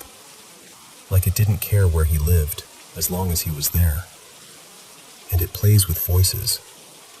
That's honestly the part that makes my skin crawl the most. It mimics people he trusts, his mom, his aunt, even his grandpa, like it's trying to pull his attention in a really specific way. It'll call his name from another room. It'll ask questions like, "Eli?" or "Are you awake?" in this tone that sounds almost right, but not quite. One night, it even copied the sound of his grandpa's old cane tapping down the hallway, like someone was getting up and walking around. Eli sat there listening, heart pounding, because he knew his grandpa was asleep. And when he checked, nobody. Nothing. Then there's the animal stuff. His pets react like they're seeing something moving through the house that humans can't track. Like sudden stiff posture, staring at empty corners, low growling. One of his cats usually sticks close, like a little guard, always planted near him. But recently, that same cat looked toward the doorway, froze, and then absolutely lost it. Ears flat, tail puffed, bolted out of the room like it was being chased. Eli said he's never seen it do that before. It happens at random times, but it also has this awful habit of showing up in the middle of the night, especially around 3 a.m., which just feels like it's trying to be dramatic on purpose. He told me about these knocks that would start up. 3 knocks, then a pause. Then 2 sets of that pattern, then silence. Then it would start again, like someone was testing his nerves in intervals. Not banging, not someone at the door, just measured, deliberate tapping. And then there are the physical things. He's woken up with fresh scratches he can't explain. One morning there was this thick smear of blood on his sheets, like somebody had a bad nosebleed, except he didn't have one. No blood on his face, no dried stuff in his nose, nothing. Just blood where he'd been sleeping, like it appeared there. He's heard doors slam when nobody's near them. Heavy footsteps, breathing that isn't his. And sometimes this low, ugly sound, like growling, like something irritated that he's still there. It messes with his electronics too, which sounds almost silly until you're living it. Remote controls vanish and show up in places that make no sense. The TV volume changes on its own. Devices glitch, lights flicker, that sort of thing. And he'll suddenly feel sick, nauseous, shaky, like the air got too thick. Like whatever it is can lean into the room and press down on him. There was this one weird moment that's burned into his memory. His bedside clock had been unplugged, like fully unplugged, and it started going off. Not just flickering, like an alarm. And he, half panicked, half exhausted, actually said out loud, "Stop." And it stopped, immediately, like it heard him and chose to listen. His mom tried cleansing the house once, burning herbs, windows open, the whole thing. And according to her, whatever it is reacted so aggressively. Louder noises, heavier slams, this sudden oppressive feeling, that she cut it short because she felt like she'd made it worse. Now she's pushing him to talk to someone official, like a priest, someone experienced with spiritual cleansing. But Eli's skeptical because it hasn't reacted well to being kicked out before. He used to wear a little cross necklace, and during one of the worst episodes, the chain snapped and the cross broke, like it was making a point. And just today, this is what really pushed me to write it all out. His roommate gave him this bracelet. Not just jewelry, but one of those protective ones. Stones, string, the whole idea of it being blessed. Eli put it on, took a nap, and woke up with this sharp, stabbing pain in his stomach, like something punched him from the inside. He looked down, and the bracelet was ripped off his wrist, like yanked, and shattered on the floor. Here's the part that makes it feel personal. He said in the dream, right before waking up, he was arguing with an old friend who used to be really toxic, someone he hasn't talked to in years. And in real life, that same person once gave him a similar bracelet, and that one also broke the moment he walked into his home with it, like the house, or whatever's in it, rejected it. He says most of the activity clusters in the living room, like that room is a stage it likes using. And he's not feeding it attention either. He's tried staying calm. He's tried ignoring it. He's tried prayers, cleansings, protective charms, every version of don't react, don't escalate. And it still keeps happening. If anything, It's gotten worse with time. And that's the part I can't stop thinking about. This isn't a one-off scary night. This has been trailing him for basically his whole life. And it's escalating. He's tired. He wants peace. And I'm sitting here feeling useless because I only know so much. And I don't want to give him advice that makes things worse. I want him safe. I want him to sleep without waking up to knocks, or blood, or that feeling that the room is crowded when he's alone. And I don't know what this is, or what you even do when something feels like it's learned all your weak spots and keeps pressing them.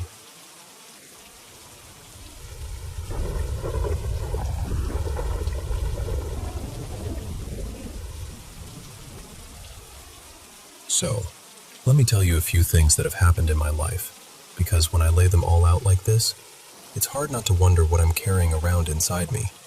A few years back, I had this beat-up little sedan, barely holding together, always making some new noise like it was inventing problems out of spite. I couldn't afford to keep fixing it, and I definitely couldn't afford to replace it. I remember saying, more than once, half joking, half desperate, I swear, I wish somebody would just hit this thing so insurance would finally put it out of its misery. And then, it happened. Not while I was driving either. A guy who'd been drinking slammed into it while it was parked right in front of my place. Just destroyed it. I walked outside to flashing lights and wreckage and that awful smell, and I felt this weird mix of shock and, I'm not proud to admit it, relief. The wildest part? The payout was more than I expected. Like, a couple thousand more than I thought the car was even worth. I remember staring at the number like, are you serious right now? That wasn't the first time I noticed something like that, though. Back when I was single, I used to do this thing, almost without thinking. If I saw a guy I thought was cute, I'd just look at him. Not a dramatic stare down, just a steady look, like I was tuning into a station. And so many times, it was like he felt it. He'd weave through a room, across a crowd, come right up and start flirting or ask for my number. It happened enough that I stopped calling it coincidence. And then there's this other pattern I hate even admitting out loud, because it makes me sound arrogant, or like I'm wishing harm on people. But I swear, when someone really does me wrong, or hurts me in a way that sinks deep, something tends to happen to them not long after. Something messy. And I'll hear about it later through someone else, like the universe is sending me a quiet little receipt.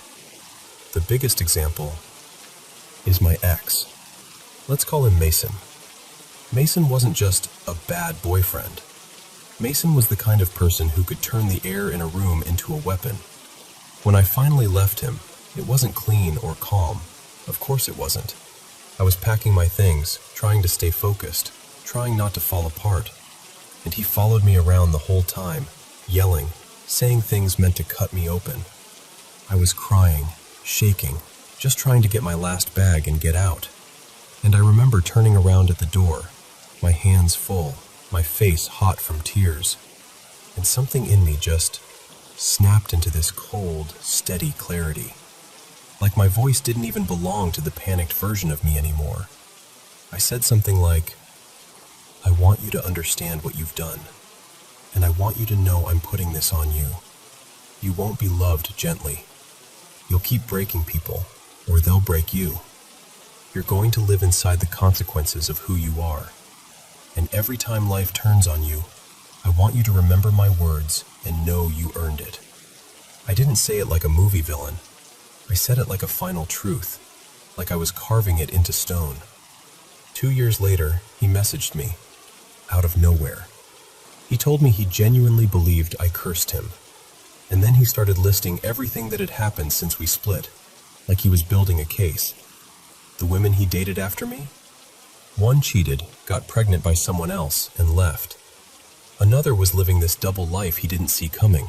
Drugs, sex work, stealing from him, taking money and expensive stuff while he thought everything was normal. His brother got arrested and ended up depending on him for everything.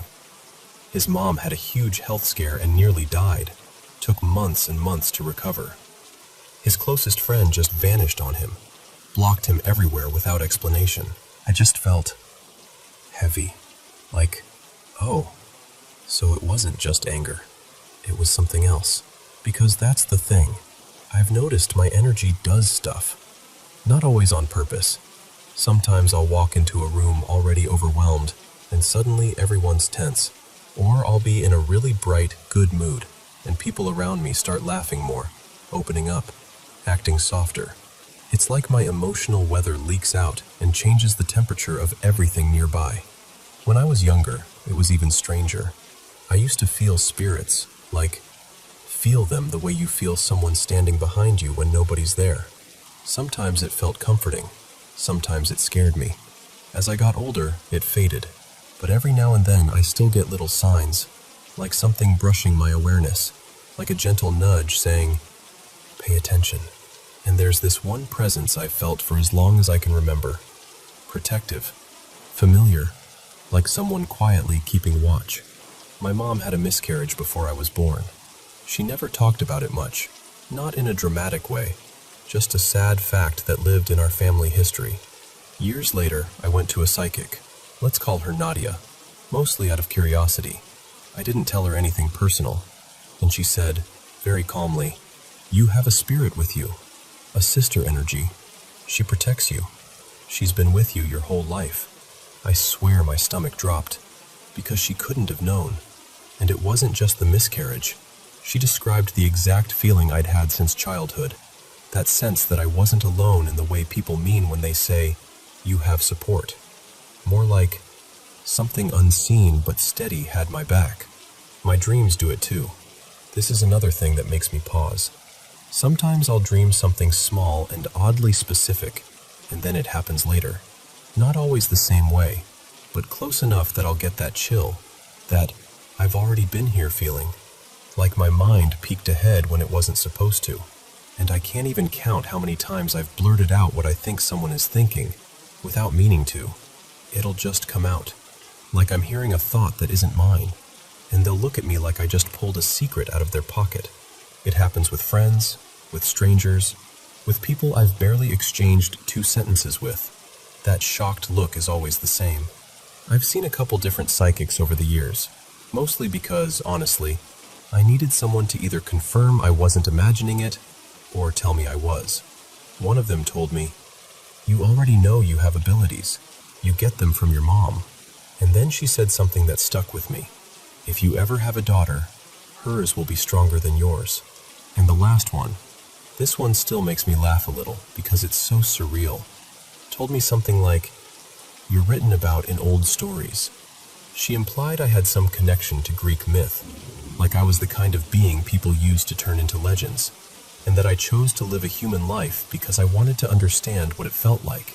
Now, listen, I'm not saying I took that as literal fact, but when she said it, I felt this deep calm settle in me, like my body recognized the idea before my brain could argue with it. And what's funny is, when I was a kid, I loved mythology. I was obsessed. I'd stay after class to read about gods and monsters and prophecies and all these wild, dramatic fates, like I was hungry for it. So when I look back on all of this, the car, the weird timing, the way people seem to orbit whatever I'm feeling, the dreams, the thoughts I catch, the presence that's followed me my whole life, I can't help but wonder, like, what am I? Am I just sensitive? Hyper-aware? Good at patterns? Or is it something older than that? And my mom, she always shrugs when I bring it up, like it's the most normal thing in the world. It's in our nature, she'll say. And honestly, the older I get, the more I believe her.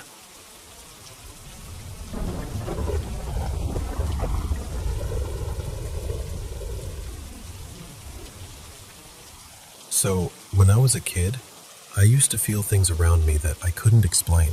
Like I could sense spirits the way you sense someone standing behind you, without seeing them. And there were a few moments that still make my skin prickle when I think about them. Little, almost playful things. A book sliding off a shelf when I walked by. A pencil rolling across the table like someone flicked it. Once, a light object, like a balled-up sock, tossed gently in my direction. Not to hurt me, just to get my attention. Like, hey, we see you. You feel us. I didn't talk about it much, because how do you say that out loud without sounding completely ridiculous? But I carried it around quietly, like a strange talent I didn't ask for. Then, when I was 16, something happened that changed the whole shape of it. My friend, his name was Dylan, just this bright, funny, warm person, was walking home one night after leaving his girlfriend's house. It was raining hard, the kind of rain that makes the street lights look smeared and far away. He was 17, and he was walking along this busy road that didn't even have proper sidewalks, just a narrow shoulder and water rushing along the curb. A drunk driver in a big SUV swerved, and that was it. Dylan didn't die right away. He made it to the hospital, but not for long. And I remember the sick, unreal feeling of hearing the news, like my brain refused to accept it, like it kept trying to rewind the moment and choose a different ending. After the funeral, that's when he started showing up. Not like suddenly he's standing in my room with full lighting, nothing like that. It was more soft and close. He'd come to me in that weird space between sleep and awake, or in dreams so vivid they didn't feel like dreams at all. He'd talk to me, and it always felt like him. His energy, his way of speaking, even the little pauses he used to make when he was trying to be serious. And he kept saying things like, "Please go see my mom. Tell her I'm okay. Tell her I'm not alone. Tell her I don't want her to fall apart." He was upset, not angry, just heartbroken, about how wrecked she was. He'd been raised by a single mom, and he loved her in this fiercely loyal way. It felt like he couldn't stand the thought of her hurting without him there to help. So I did it. A few of us would go visit her together, bring food, sit with her, talk about him, and at some point I'd find a quiet moment and pass along what he'd told me. But here's the part that still messes with me. A few hours later, I wouldn't be able to remember what I'd said. It wasn't like normal forgetting. It was like the memory had been wiped clean. I'd know I'd delivered the message. I'd know it mattered. But the actual words? Gone. Like they were never meant to stay with me. Like they weren't mine to hold on to. That went on for a few weeks, on and off. He'd come, he'd ask, I'd go, I'd tell her. And then the details would dissolve out of my mind like fog. When I left for college, I thought it would stop. New place, new routine, new noise. But every once in a while, he'd still appear. Sometimes in dreams. And sometimes, this is the part that still feels impossible to say, sometimes in the daytime, in crowded places. I'd be walking across campus or through a busy cafe, and I'd see him across the room. Always at a distance, always smiling at me like we shared a private joke. And it would hit me like a slap. Because daylight makes you feel safe. Daylight makes you think, that kind of thing doesn't happen right now. I'd stop dead, my heart pounding. Then I'd push through people, weaving between shoulders and backpacks, trying to get closer. He wasn't there. No trace, just strangers, just noise, just the weird feeling that I'd chased something that didn't belong to the world anymore. The last time I ever had an encounter with him was, honestly, kind of ugly. It was after a party. I was extremely drunk, like blackout drunk. My boyfriend at the time, Marco, had to carry me back to my dorm room, literally on his back, and put me to bed. He climbed in next to me and fell asleep. In the middle of the night, I woke up crying. But it was strange. I was awake, but my eyes were still closed, like my body was panicking before my brain had fully arrived. I shook Marco hard until he jolted up, and I remember blurting out, "He's here. Dylan is here. He wants to talk to me." And then I started sobbing, because I felt terrified and guilty at the same time. I told Marco, "Tell him to go away. Tell him I'm too drunk. I can't do this. He's scaring me." I didn't even fully understand what I was saying, but I meant it in that moment. I was overwhelmed and messy and not in control of myself, and suddenly this presence I used to feel comforted by felt like too much. The next morning, we were at breakfast with friends, and Marco told everyone what happened, half amused, half unsettled. And I just sat there stunned, because I hadn't seen Dylan in months. I thought those visits had ended, but apparently, they hadn't. And after that night, he never came back. Not in dreams, not in that half-sleep space, not in crowds, nothing. Sometimes I feel guilty about it, because I don't think he ever meant to scare me. I think he was young and confused, and still emotionally tied to the people he loved, especially his mom. And I was, in a strange way, one of his last threads to that life. One of the last people who could feel him and hear him. And I told him to go away. I haven't had anything like that happen since, not as clearly, not as personally. But I still get moments where I feel something nearby, like the air shifts, like the room has an extra heartbeat in it. And when I miss him, I miss those late-night conversations more than I want to admit. Not because it was fun, not because it was some spooky party trick, because it felt like love trying to find a way through. And now, the feeling I get is that he's moved on. Like whatever was attached to the version of him I knew, 17 years old, worried about his mom, still hanging around the edges of the world, has finally loosened. Like his spirit isn't holding that shape anymore. And I hope that means he's at peace.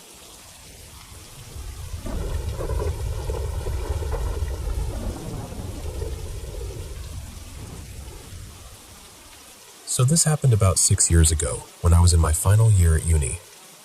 I was living in this creaky old shared house with a few other students, and that night, I had the place completely to myself. I remember it being one of those winter evenings where it's not even that late, but somehow it's pitch black outside anyway. The rain was hammering the windows, proper downpour. Out of nowhere, I get a message from a guy I barely knew. Let's call him Elliot. Hey, weird question, kind of energy. We weren't friends, more like someone I'd chatted to a couple of times on a night out, maybe exchanged a few words at the gym. At some point, I must have mentioned I lived close by, because he said he was soaked, heading back from the gym, and asked if he could wait at mine until the rain eased up. It was unexpected, but honestly, it sounded harmless. So I said, sure, pop round, just until the weather chills out. When Elliot arrived, I was already settled in, watching a film in my room. I wasn't exactly in hosting mode, so I just told him, you can come in and watch if you want. I'm halfway through this. He sits down beside me on the edge of the bed, and for the first few minutes, it's normal. Quiet, just the TV and the rain. And then, things start feeling off. The first thing I noticed was these sudden flashes in my vision. Not like little specks or when you stand up too fast. I mean full-on, bright white bursts, like someone taking a camera flash directly in my face. My entire view would get washed out for a split second, then it would vanish. It happened a few times, maybe 3, 4 times over the rest of the film, and I kept trying to rationalize it. The room was dark, the TV was the only light source. Maybe the movie had quick, bright cuts. Maybe my eyes were just playing games. I really wanted it to be something boring. But then there was the other thing. I kept getting this intense sensation that there was a hand hovering just above my shoulder. My left shoulder, the side away from where Elliot was sitting. It was so convincing that I kept turning my head, like I was about to catch someone mid-gesture, expecting to see an arm reaching over me. Every time. Nothing. No one there. No movement. Just empty air and my own stupid heartbeat suddenly louder in my ears. Again, I did the same thing. I explained it away. It's dark. Your brain fills in gaps, shadows and flickering light, whatever. I tried to focus on the film, tried to act normal, but my body kept doing that little tense reset. Shoulders tightening, neck stiff, checking again.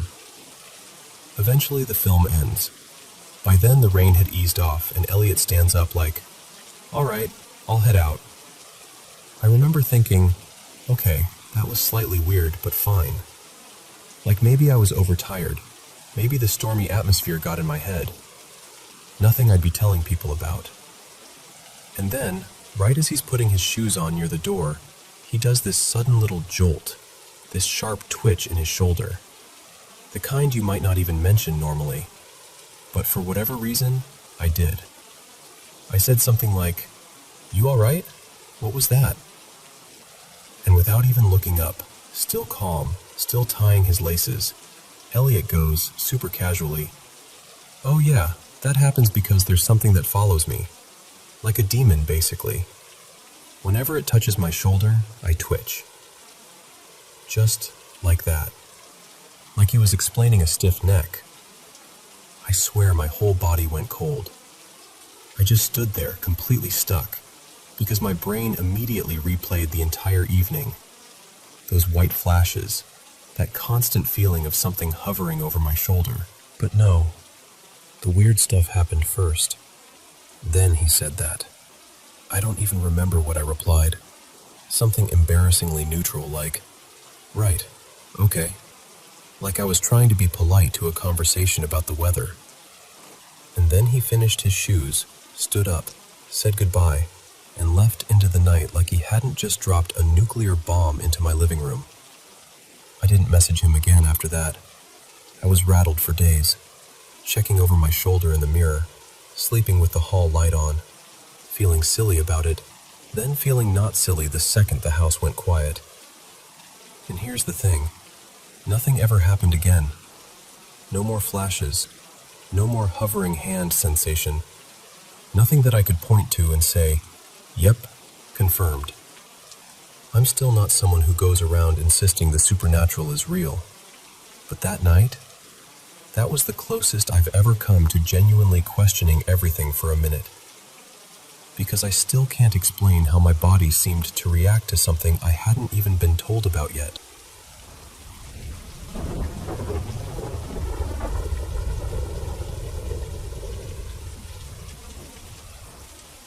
I don't even know where to start with this, so I'll just start where it really began for me.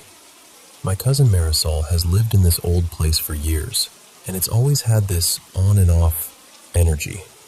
You know how some houses just feel like they're holding their breath? It's like that. And every so often, it ramps up, then it fades, like it's deciding whether it wants to be noticed. The first time I ever experienced something there, it was a few years ago. Marisol was getting ready for work, and I was lying down in the guest room half awake, half not, just resting. The house was quiet in that morning way, like you can hear the hum of the fridge and your own breathing. And then, out of nowhere, we hear a little kid's voice in the living room. Not a whisper, not a creak that sounded like words. A voice. Like a child, probably 5 or 6, saying just a few words, maybe a short sentence, like someone talking to themselves. Clear enough that it snapped both of us into full attention. Marisol slowly steps out of her bedroom, and I step out from the other side of the hallway, and we meet in the middle like we're in some movie. We just stare at each other, wide-eyed, and at the same time we go, "Did you hear that?" We were the only 2 people in the house, no TV on, no neighbors inside, no kids, nothing. And I'm telling you, the air felt different after that, like the house realized we heard it. Then about a year later, I'm back over there again. This time it's evening, and we leave her bedroom to grab water from the kitchen, just for a minute. We come back, and we both stop in the doorway so hard it's like our bodies hit an invisible wall. Her dresser drawer, this heavy, old, solid wood thing, like something you'd see in a 1950s or 60s catalog, had been yanked open so hard that the drawer wasn't just out. The whole thing had broken. The rails were messed up, one hinge was snapped, and the front corner of the drawer was cracked like someone had forced it with pure anger. And the weirdest part? It wasn't like it had slowly fallen apart over time. It looked fresh, violent, like someone tried to rip it out in one go. There was no one else in the room, no pets, no open windows, nothing that would explain that kind of force. I remember just standing there with my mouth open, thinking, how would a person even do that without bracing themselves? It was the kind of strength that makes your brain short-circuit because it doesn't fit reality. Marisol told me she'd had so many other things happen that she'd stopped even trying to prove it to people. She's felt cold rushes go straight through her body like someone walked through her. She's seen little glowing specks, like orbs, show up in videos and sometimes with her own eyes, floating in a way that didn't look like dust. She's watched small objects tip over when nothing touched them. One time she swore the tiny drawer of her jewelry box slid out on its own and clattered onto the floor like it had been flicked. And then there are the sounds, those ones that really get under your skin. Not little settling noises. I mean sudden, sharp crashes like something heavy fell. Except you go looking and nothing has moved. No explanation, just a loud, aggressive bang out of nowhere, like the house is trying to startle you on purpose. For a while, though, things actually calmed down. The last year or so has been quieter, which honestly felt like a relief. Like maybe whatever it was had finally gotten bored. But now my uncle, Darren, is the one getting worn down. He's always been a skeptic, like the kind of guy who rolls his eyes and goes, "It's pipes, it's wiring, it's your imagination." So when he started talking about this, I didn't take it seriously at first. And here's the part that makes it feel creepy. He says the sound moves. Like it'll happen, and it seems like it's coming from the corner near the hallway. Then later it sounds like it's by the kitchen. Then it's behind him. Not consistent. Not one fixed spot. He described it like it's circling him, which, okay, sounds dramatic. But I heard a short recording he took, and it really is this thin, sharp tone that doesn't sound like any normal house beep. It's been happening for about 2 months now, and he's starting to crack a little. Not like he thinks he's in danger, more like it's just slowly making him feel unsettled in his own home. Like he can't relax because he's waiting for the next set of 3. And the fact that it seems to follow him room to room, that's the part that's getting to him. So yeah, that's where we're at. If you've ever dealt with something like that, whether you think it's paranormal or some weird electrical quirk, what would you tell someone to do next? Because I'd love to pass along anything helpful to Darren. At this point, I don't even care what the explanation is. I just want him to stop feeling like the house is playing games with him.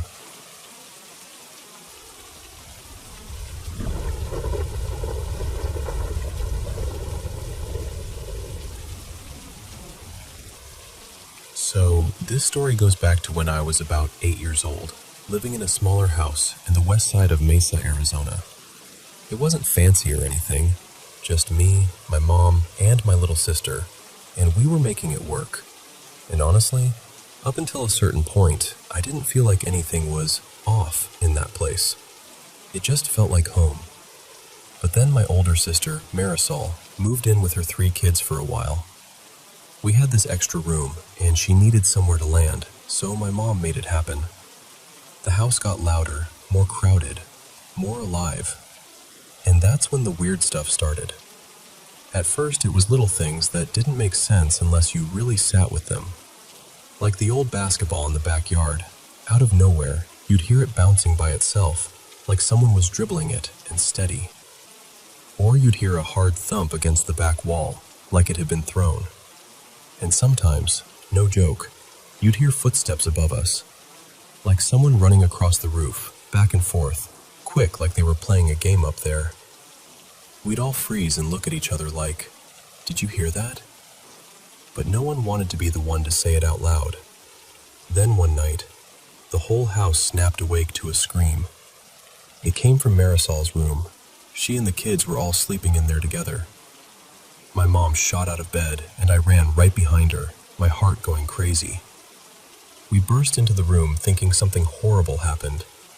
And there's my nephew, Eli, who was about 3 at the time, standing by the closet door, shaking, crying like he'd seen something he couldn't explain. And then he does something that made my stomach drop. He pulls the closet door shut and tries to lock himself inside. My mom grabbed him right away, trying to calm him down, asking him what he was doing, why he was hiding. And Eli, still crying, still terrified, goes, "I'm talking to the little boy. He wants me to come in." I remember the air in that room feeling thick, like it suddenly got colder.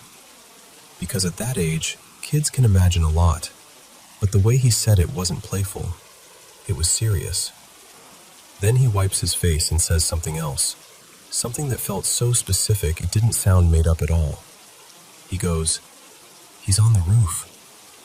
My mom stared at him like, "What did you just say?" And Eli nods again and points upward, insisting, "He's on the roof. You'll find him up there." So the next morning, my mom decides we're checking. Because what else do you do when a little kid says something like that and you've been hearing running up there for weeks? And since I was small and light, they lifted me up to climb onto the roof from the back patio. I remember my hands scraping the rough edge, the sun already warming the shingles, and me trying to act brave even though I was scared. I get up there, and I'm looking around, expecting, I don't know, anything. But there's no kid, no footprints, no sign of anyone, just one single shoe. A tiny shoe sitting near the edge like it had been left there on purpose. And it was bright red, like one of those little kids' character shoes, except in my version, it wasn't Lightning McQueen. It was a red Spider-Man sneaker. Small, worn, definitely a child's. It looked like it belonged to someone younger than me, maybe 5 or 6. I picked it up and just stared at it for a second, confused, because how does a kid's shoe end up on a roof when nobody's been up there? I tossed it down carefully to my mom, and she caught it and looked at it. And then she got quiet. And what bothered me most was how nobody really said much after that. Like everyone's brain just refused to accept it. My sister turned away. My mom held the shoe for a second, then set it down like it was too heavy to keep holding. A few days later, the landlord and her husband come over. They're walking through the house, checking the problems, doing that polite small talk adults do. And then my mom, just straight up, no warm-up, asks them, "Has anyone ever died in this house?" The landlord blinks like she didn't hear her right. Why would you ask that? So my mom tells them, everything. The noises, the running on the roof, the ball sounds in the backyard. And she tells them about Eli crying, locking himself in the closet, saying he was talking to a little boy. And I'll never forget what happened next. The landlord and her husband look at each other, and you can literally see their faces change. Like the question hit a nerve they didn't expect to be touched. They both look down, and after a moment, the husband quietly says something like, "We did have a son." And the landlord nods, eyes glossy. She says he was very sick, fighting something for a long time, and he passed away in that house. The room got so still. My mom went and grabbed the red Spider-Man shoe and showed it to them, and the landlord's hand flew to her mouth. Her husband just stared at it like it wasn't real. She whispered that it looked like their son's. And I'm telling you, the emotion in that moment was so heavy it felt like it sat on my chest. Because suddenly it wasn't a ghost story anymore. It felt like grief had been living with us, quietly, this whole time. They asked if they could take the shoe. My mom handed it over respectfully, like returning something that never should have been lost. And after that day, everything stopped. No more footsteps on the roof. No more strange backyard sounds. No more weird little moments that made your skin prickle. It was like, once that shoe made it back to the people it belonged to, whatever was hanging around finally let go. And I know how it sounds. I do. But when you live through something like that, when you see adults go pale because you accidentally stumbled into the truth, it stays with you. Not because it was scary, but because it was sad. And somehow, in the end, it felt like the only thing that kid wanted was to be found.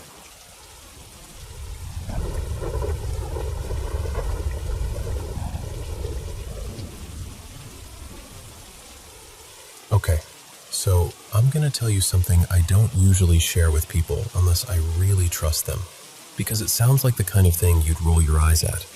But it happened, and I've carried it around ever since. So, I'm 31 now, and since I was little, weird stuff has happened around me. Nothing dramatic every day, not like a horror movie, just little things. Objects shifting when they shouldn't. That prickly feeling that someone's standing behind you when you know you're alone. When I was a kid, but over time, I kind of learned to live around it. Like, okay, that's my life. Cool. But about 9 years ago, I had one experience that felt different. Heavier. Like something wasn't just there, but aimed at me. And I tried telling people, but nobody really believed me. Honestly, not even my partner, Luca, and we've been together forever. More than a decade. He'd listen, sure, but you could tell he thought I was just spooking myself. Then, in late 2019, Luca and I went on holiday in northern Spain. We rented this quiet place out in the countryside, an old farm property, but we had the whole thing to ourselves. One day we decided to go hiking, and it was gorgeous. Big open sky, tall grass, that kind of clean, bright air that makes you feel like you can breathe again. We reached this wide plateau, and right in the middle, like someone had planted it there on purpose, was this huge stone monument. Not exactly a cross, but close enough to give me that same weird feeling. I'm not religious. It's not about faith for me. It's more like certain symbols hit something in my chest that I can't explain. Like an old bruise you forgot you had. We kept going, and that's when we saw the house. It didn't look ruined exactly, but all the windows were sealed shut. Not boarded up, chained. Like chains looped across the frames, locks hanging there, metal catching the light. It should have scared me more than it did, but what I felt wasn't panic at first. It was sadness. That's the only word I can use. The place felt like it was holding its breath, like it was embarrassed to exist. Even Luca went quiet, and that's saying something because he jokes through everything. I told him, I don't feel good here. Can we go? And right as I said that, right as we turned away, we heard music. Not from a phone, not from a car, not from a nearby house, because there wasn't one. It was this thin, drifting melody, like a music box, except it didn't feel sweet. It felt wrong, like it didn't belong in the daylight, like it was being played to remind someone of something. And I remember thinking, very clearly, something terrible happened in that house. We started walking back toward the trailhead, toward the car, and I was trying to shake it off. Like, okay, creepy house, weird sound. Let's be normal. Let's go eat dinner. I kept telling myself that. Then I saw her. A woman, blonde hair pulled back, pale coat, hands clasped in front of her like she was praying or trying to hold herself together. She was walking oddly, not limping exactly, but stiff, like her joints didn't agree on how to move. And I know how this sounds, but the second I saw her, even from far away, my stomach dropped. It wasn't, she looked strange. It was a full-body animal certainty. Danger. Luca laughed at first. Just a little nervous chuckle like, what, her? She's just walking. But even as he said it, he changed. His shoulders tightened. His voice flattened out. He started watching her the way you watch something unpredictable, and right as we passed, she turned her head toward me. I saw her face for maybe a second. It was grayish purple, like bruised skin. Her expression wasn't blank, it was furious, upset, like someone trapped in pain for too long and it had curdled into rage. The image that popped into my head was awful, like seeing someone who'd been locked away, forgotten, and they were still screaming inside even if their mouth was closed. Luca looked at her too, fully, and he didn't laugh after that. Not once. We practically ran to the car, and when we got there, she was gone. Just gone. Like she'd never been on the path at all. Then, as Luca backed the car up, she appeared again, just for a flash, in the rearview mirror. And then she disappeared again. I remember Luca gripping the steering wheel so hard his knuckles went white.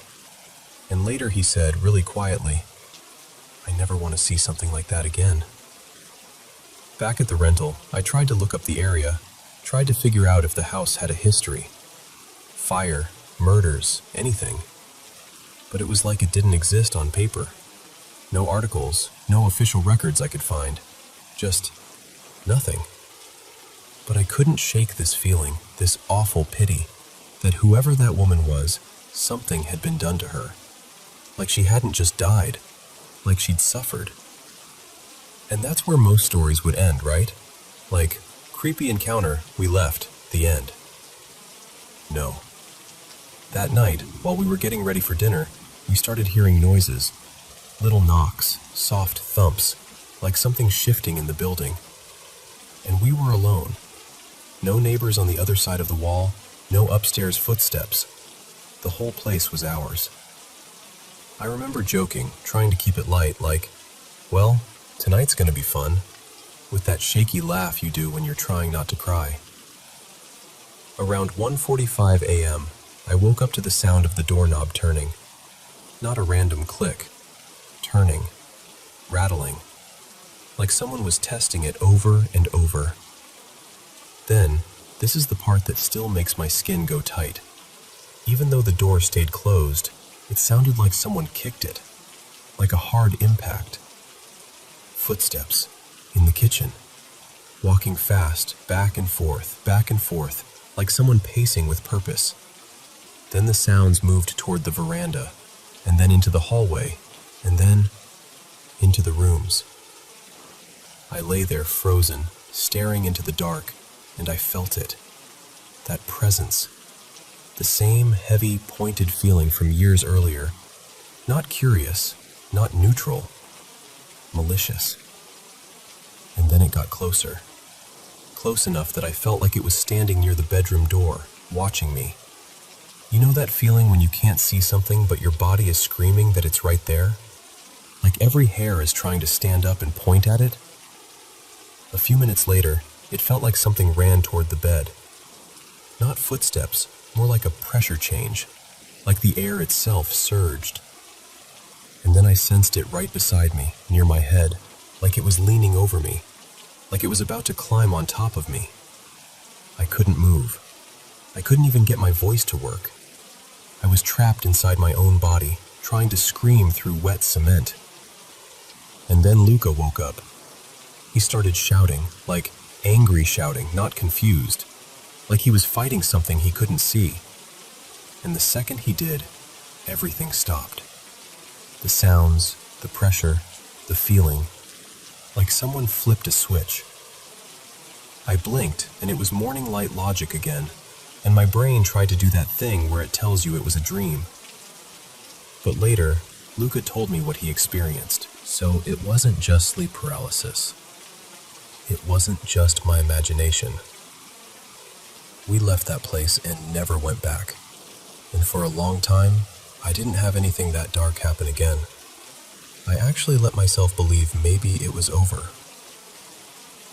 But here's the thing. For the last couple of years, Luca and I have lived in a newer apartment. Deliberately not a house, not a garden, not anything isolated. We thought, okay, walls, neighbors, normal life, safer. And recently, in our bedroom, we've been hearing sounds from the same spot, over and over. Knocks. The faint slide of something like a drawer shifting. Little clicks that don't match the building settling. It happens in summer and winter, so it's not heat or pipes or expansion. The furniture isn't old. There's no good reason for it. And sometimes, I get this cold feeling in the room that doesn't make sense. Like the air around the bed is 10 degrees colder than the rest of the apartment. One morning, not long ago, I woke up after a brutal night of sleep, I'd had this vivid, horrible dream about my grandmother who passed away. And Luca's grandmother was there too, which made it even stranger. The dream felt heavy, like it clung to me even after my eyes opened. And Luca looked wrecked. He told me he hadn't slept. He'd heard the noises. He was scared. And he said the room felt freezing, unnaturally freezing. He said, very quietly, it felt like someone was right next to me. So, yeah. I'm not saying I have answers. I'm not saying I know what any of it is. I just know what it felt like. And I know the difference between a normal, creepy moment and something that makes your body react like it's fighting for its life. And I'm really, really hoping whatever that was doesn't decide to get close again.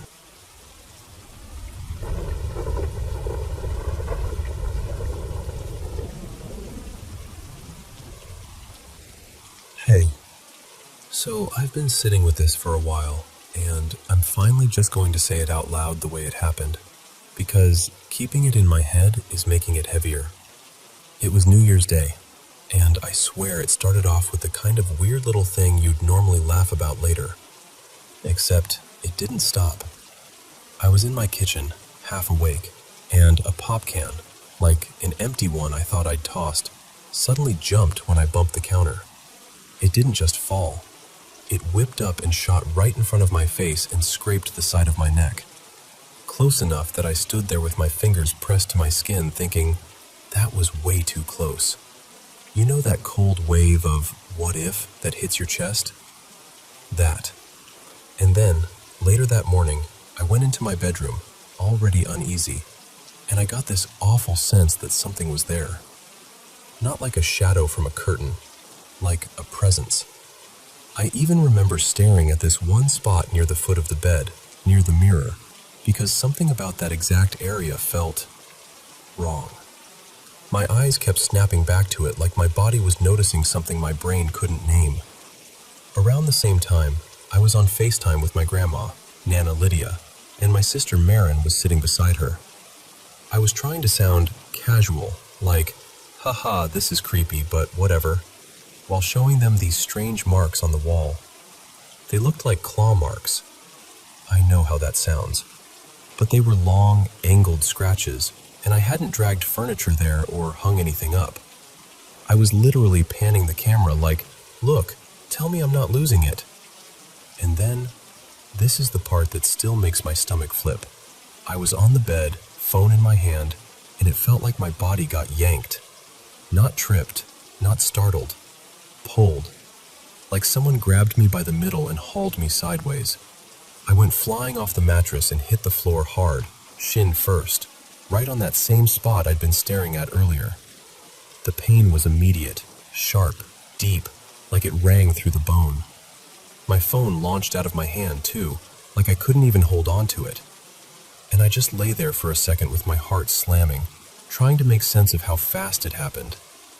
I ended the call not long after because I was rattled, and I told myself I was just overtired, that it was a fluke, that my brain was being dramatic.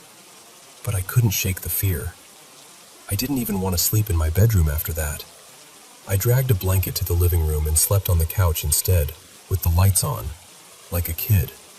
The thing is, there's no bathroom on the main floor, so at some point in the night, when my stomach woke me up, I had to run upstairs anyway, right past the bedroom, right past the place I didn't want to be.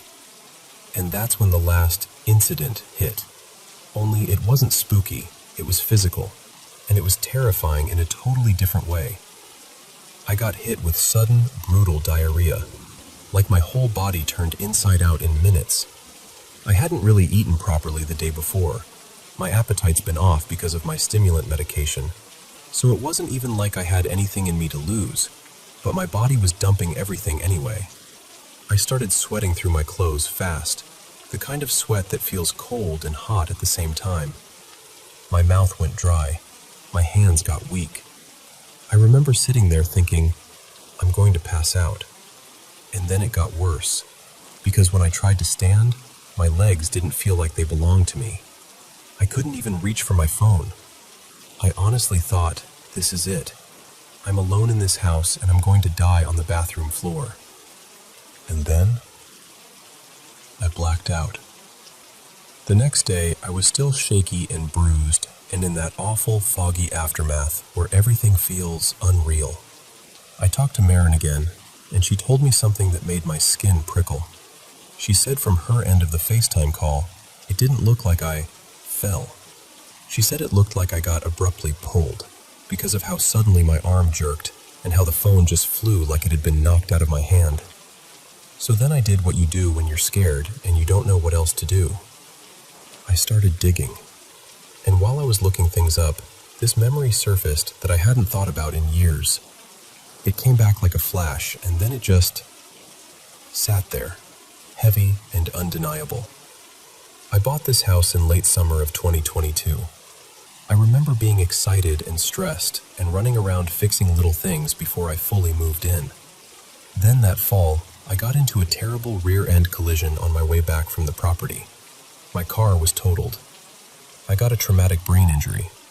I didn't even realize how bad it was at first. I lost consciousness later that day. And after that, pieces of my memory from that time got scrambled.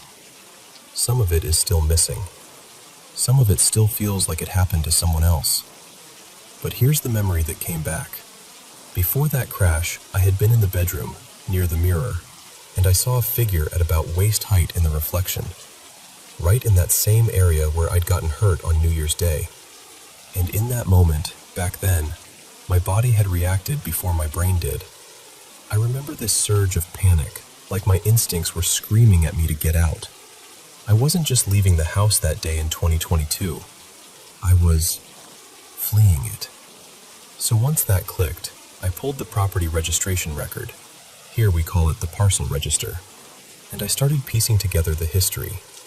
I found that one of the original owners died around the turn of the year back in the early 1990s, based on the timing of how the paperwork changed. And a neighbor told me he was in his 30s when it happened. After that, his spouse stayed in the home for decades, until the late 2010s, and then it changed hands again before I bought it. And I know, houses have histories. People live and die. That's normal. But the timing, New Year's, the bedroom, the mirror, the figure, the way I keep getting hurt. My brain keeps trying to line it up like it's a story with a point. I live alone. I'm 28. I work a demanding job that already drains the life out of me. And since I found all this out, my sleep has been wrecked. I don't have family in town. When I asked my parents for help staging the place because I want to sell it and get out, they basically said no. Just no. And that hurt almost as much as everything else. So I've been trying to do it myself. Cleaning, sorting, making it look like a normal, happy house someone would want. But the more I try, the more things happen. I slip. I fall. I slam my elbows or twist my legs. I end up with fresh bruises and that same dread sitting in my throat. I even tried burning sage. Like, I'm not even someone who does that, but I was desperate. And I sprinkled salt at the edges of the rooms like people suggest. And if anything, it felt like it made the atmosphere worse. Like whatever is in here didn't calm down. It got irritated. And there's this other strange thing too. Time feels slippery in here. I'll swear I've been in the bedroom for 10 minutes and it's suddenly an hour. Or I'll go to fold laundry and look up and the afternoon is gone. It messes with my head. It makes me feel like I can't trust myself. So that's where I'm at. I'm scared. I'm exhausted. I don't want to die in this house, but I also don't have the kind of support system where I can just snap my fingers and move out and recover from all these injuries without help, because I'm trying so hard to be rational. I really am. But it's getting harder to pretend this is just bad luck.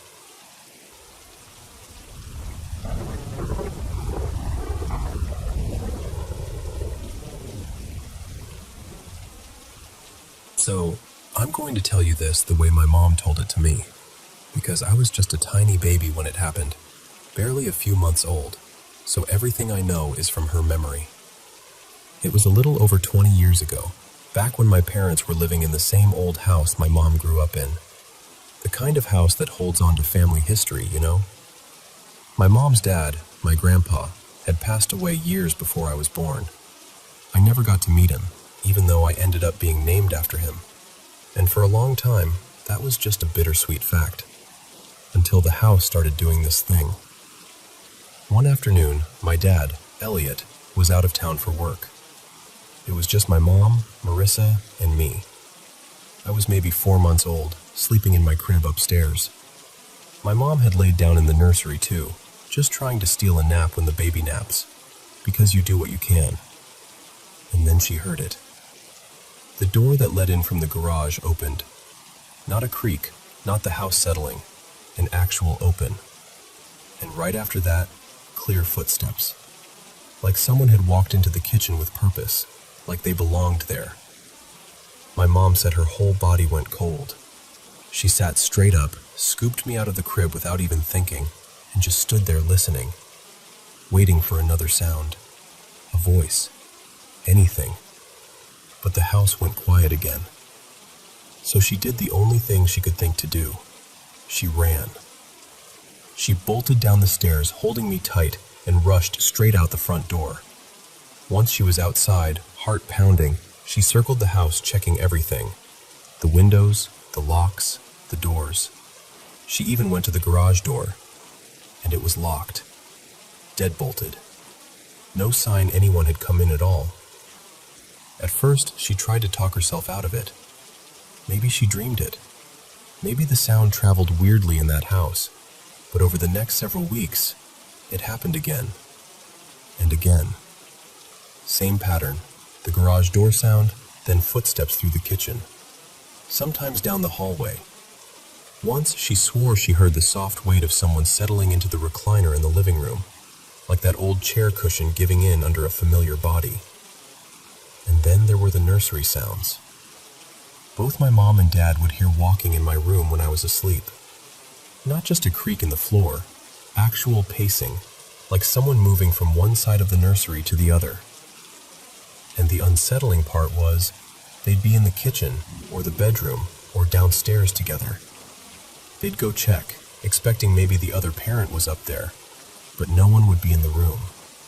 Just me, sound asleep. Eventually there was one day, my mom never forgot this, when she heard that recliner moment again, and it hit her so hard she had to sit down. Because she realized the sounds weren't random. They were familiar. They matched her dad's routine. Apparently, when he was alive, he came home the same way every day, through the garage, a quick pause in the kitchen to greet her mom, then down the hallway to his recliner for the evening news.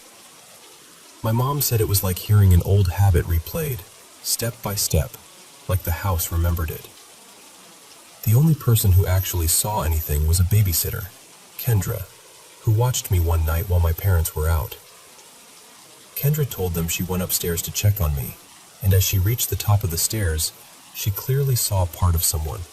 Just a leg, jeans, a shoe, rounding the corner away from the nursery and heading down the hallway. Not a shadow, not a blur, a person, or at least enough of one to make her stomach drop. She ran after them, obviously, because who wouldn't? And the hallway was empty.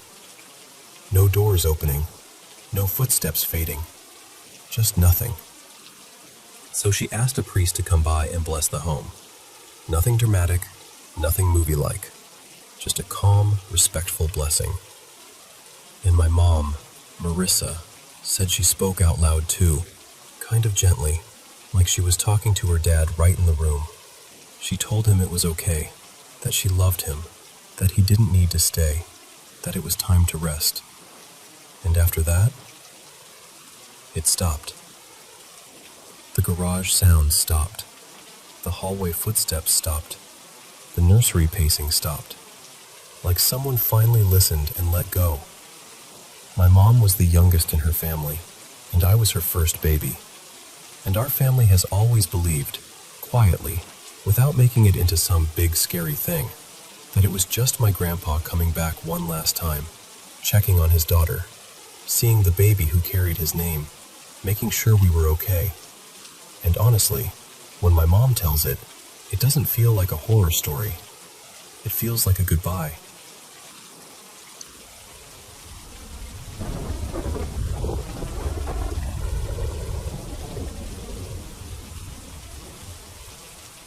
So, I should probably start by saying I'm from Brazil, and where I grew up, it's pretty normal to hear about Afro-Brazilian spiritual traditions. People talking about guides, spirits, energies, all of that. Even if you're not deeply involved, you're around it. You learn what people believe, what they do to protect themselves, what they say not to do. And because of that, I've had moments that were weird, unsettling, but usually manageable. Usually I can stay calm and tell myself, all right, breathe, don't feed it, don't panic. But there were two specific times, when I didn't feel in control at all. The first one happened on a night when I really wasn't okay. Like, emotionally, I was a mess. I'd been pushing through life on autopilot, and I remember leaving the gym late, almost midnight, walking home alone with my headphones in, music up loud like I could drown out my own thoughts. The song was Numb by Linkin Park. I know that sounds dramatic, but I swear, even now, whenever it comes on, my stomach tightens. My brain just drops right back into that night. Anyway, my route home passed by this old cemetery. Not huge, but big enough that it always felt quiet in the wrong way. The kind of quiet that makes your footsteps sound too loud. And as I got closer, I started feeling it. That sensation like someone is behind you. At first I brushed it off. In my city, your brain automatically goes to practical fear, you know?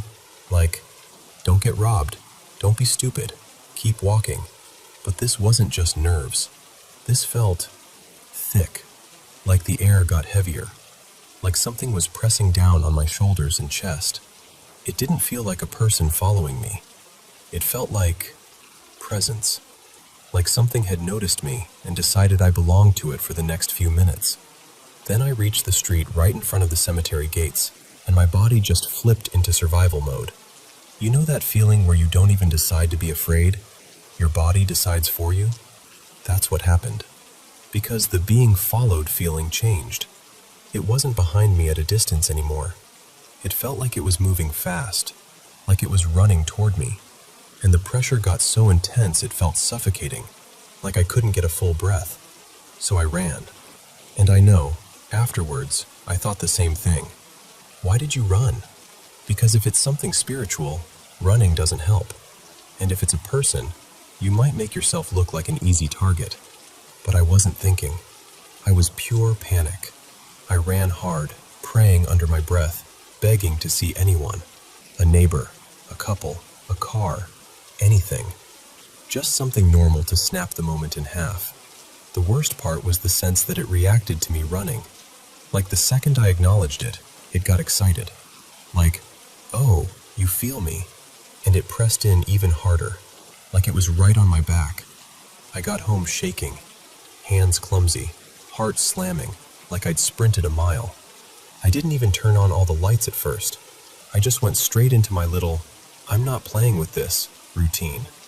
I lit candles, I prayed, I spoke out loud like I was setting rules in my own home. And as I did that, this impression settled in me. Not a voice exactly, more like a sudden knowing. It felt feminine, like it was a woman, or at least something carrying that energy.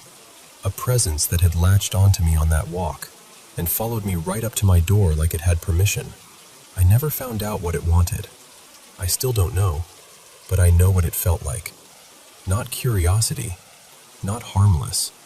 It felt hungry, heavy, possessive, and that alone was enough to scare me more than anything. The second time was different.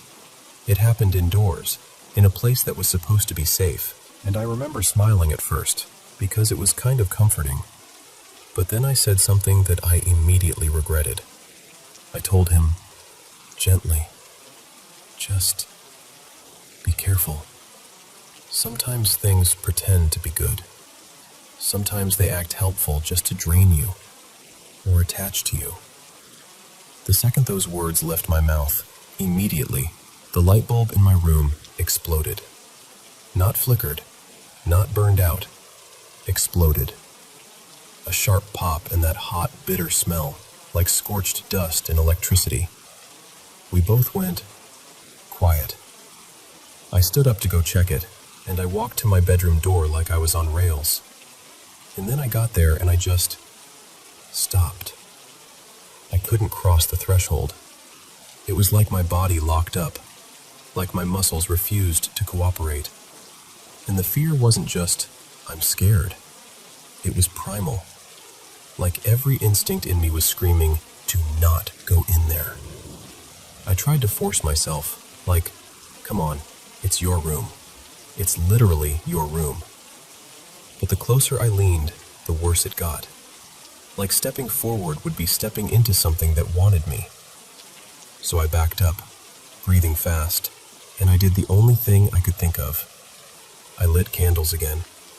I prayed again. I spoke firmly, like I was pushing something out with my words. And then the temperature dropped. I don't mean it felt spooky. I mean it got icy. The hallway felt normal, but inside that room, it was like someone had opened a freezer. My skin prickled. I had goosebumps all over my arms. And the dread. It was so thick it felt like I was swallowing it. After that night, I avoided my room for a while. Not forever, but long enough that it messed with my daily life. I'd sleep on the couch. I'd change clothes in the hallway. I'd do anything to minimize being in there alone. Because once your body reacts like that, once it refuses to move, you start trusting that instinct more than logic. So yeah, those are the 2 times I couldn't handle myself. And I know some people will hear this and think it's anxiety or stress or coincidence. I'm not even here to argue with anyone. I'm just telling you what it felt like. One night, something followed me past a cemetery like it had chosen me. And another night, something answered me the moment I warned someone out loud. And both times, the scariest part wasn't what I saw, because I didn't really see anything. It was how certain my body was that I was not alone.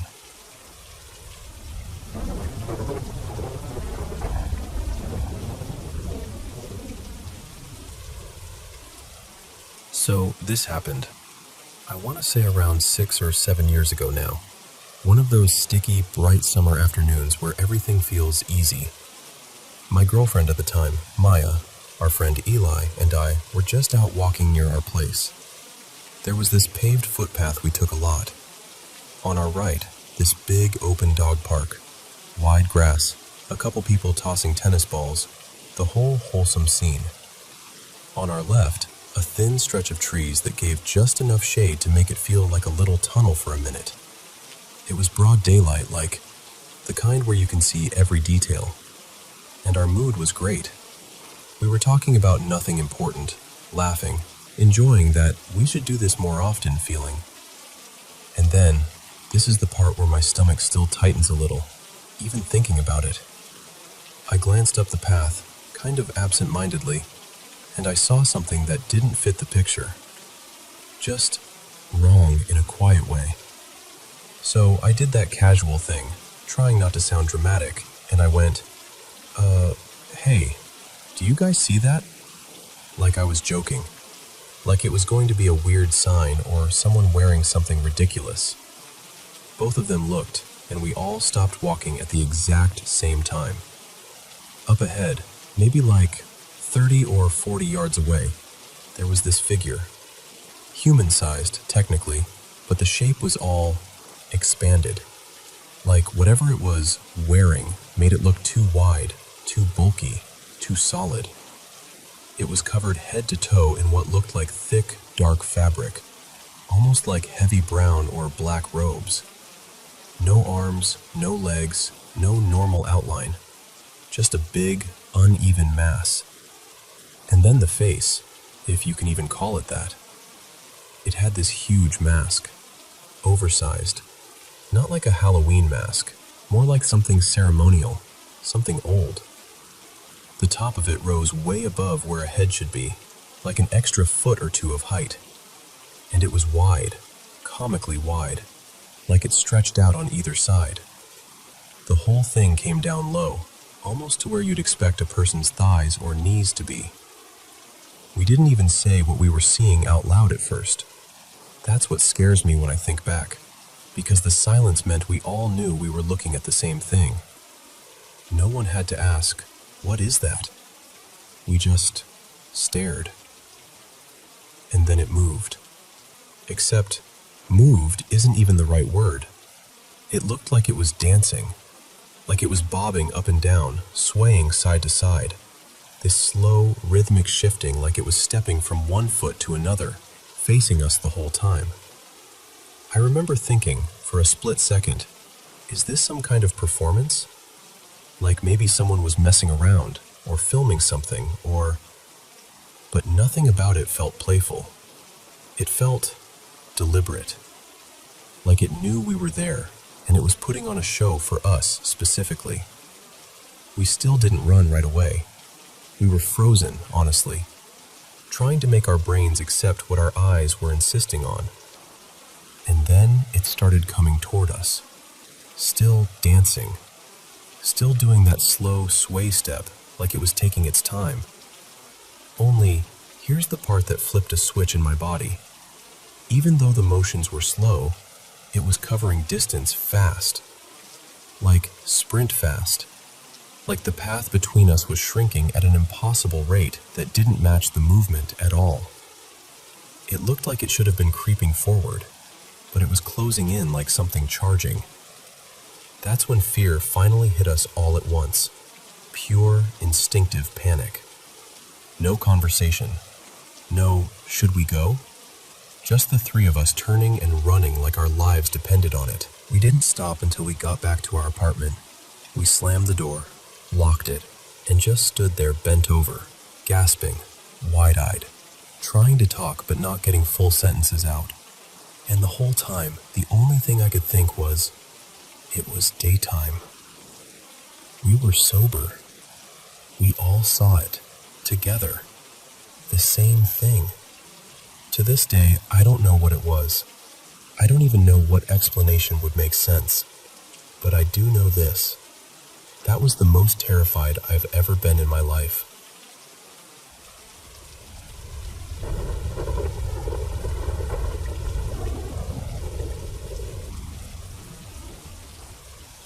Okay, so I heard something today that has been sitting in my chest like a stone, and I can't seem to shake it. I'm 25, and I've always been the kind of person who feels things before I can explain them. I'm not out here claiming I'm a psychic or anything, but my whole life, weird stuff has followed me. I'll walk into a place and immediately feel the tone of it. Sometimes I'll hear little things, or catch movement that doesn't make sense. At home, we've had this ongoing, I don't even know what to call it, like a mimic energy. The kind where you swear you heard your name or someone's footsteps, and then you realize you're alone. So, fast forward to this school year. I'm teaching 3rd grade at a Catholic elementary school in a rougher part of town. High stress, tough behaviors, the kind of environment where your shoulders are permanently up around your ears. And I'll be honest, the building has always felt off. Not evil exactly, just heavy, charged. There are the usual stories people whisper, like this old rumor that a sister passed away on the property decades ago, back in like the 1940s or 50s. Someone eventually tells me my classroom used to be part of the old sleeping quarters for the nuns, which is unsettling, sure, but that's not even what got me. Because I've already had little things happen in my room. A chair shifting when no one's near it, a water bottle tipping over like it got flicked. Even the class's little seasonal mascot, like one of those classroom dolls, ending up in a totally different spot when I know I put it away. And normally, I'd chalk it up to the kids messing around, or my own exhaustion, or the building settling. These students are intense. Like, I've been teaching since 2017, And I have never had a group that pushed adults to the edge like this one. I've seen teachers cry. I've cried. You start to wonder if you're failing, or if you're losing your patience, or if you're just not built for it. But then I heard this story about what happened last year, before I ever worked here, and it made everything feel not normal. So this year, the other third grade teacher was out on maternity leave, and the long-term sub, let's call her Ms. Maribel, came in to cover. 2 weeks. That's all it took. She had what everyone keeps describing as a complete break from reality. Not just overwhelmed, not just stressed. Like, she lost track of time, lost track of where she was. She started talking to things that weren't there. And the last day she was in the building, I walked past her room and she was pacing, jittery, having this full-on conversation with the mirror, like it was responding to her. She had her kids packed up to go home, in the middle of the day, like hours early. She couldn't process what time it was. At one point, she took them toward the cafeteria at the wrong time, and then, this part makes my stomach twist, she just left them there, like she forgot what she was doing halfway through. Admin had to step in. She ended up hospitalized for more than a week. Everyone tried to explain it like, oh, stress, burnout, it happens. But I keep thinking, I've seen burnout. This felt like something else. Now here's the part that made my skin go cold. The staff was talking about last year, the year before I arrived. At that time, I didn't work at this school. I wasn't even in the same district. I didn't know a single person there. There was a classroom support staff member, let's call him Mr. Darius, who worked with the younger grades. One day, in the middle of the year, he had what they described as a manic, psychotic episode. But the weird part is how it started. He walked into a first grade room and insisted he needed to find third grade because he had to talk to a teacher named Ms. Rowan. Ms. Rowan, but he kept insisting. No, not Ms. Klein. Miss Rowan. He was getting more agitated by the second, like he'd been given a mission and people were blocking him from completing it. So they walk him to the third grade room because he's claiming he can't find it. And when he gets there, he looks around like he's confused and offended at the same time. And he goes, "This isn't her room. This isn't Miss Rowan." Then he looks at the third grade teacher, Miss Klein, and says something like, "That's not her. That's not who I'm supposed to talk to." And the way they told it, it wasn't like he was randomly guessing. He spoke like he knew what this teacher looked like he had a picture in his mind that didn't match the person standing in front of him, like he had an expectation of what the classroom looked like, and this wasn't it. But here's the thing that's messing me up. Ms. Rowan was me. Not literally my name, obviously. I'm not using my real name here. But the way the staff told it, the description matched me. The role, the room, the exact placement. Like he was looking for the third grade teacher who didn't work there yet. And there was no other person he could have meant. No similar name, no substitute, no past staff member. He spiraled hard after that. He became physical, started screaming, had to be restrained, and at one point locked himself in a room with a student. He was terminated and hospitalized. So now I'm sitting here with this pattern. 1 year, a support staff member breaks from reality and is desperate to find a third grade teacher who doesn't exist yet, but insists he recognizes her. The next year, a long-term sub has a terrifying breakdown in the same grade band. And I'm the common thread, without even being there when it started. And now I can't stop asking myself the questions I don't even want to ask out loud. Is there something in that building that pushes people over the edge? Is it just stress and coincidence, and my mind is making a story out of it because I'm already sensitive to that other layer of reality?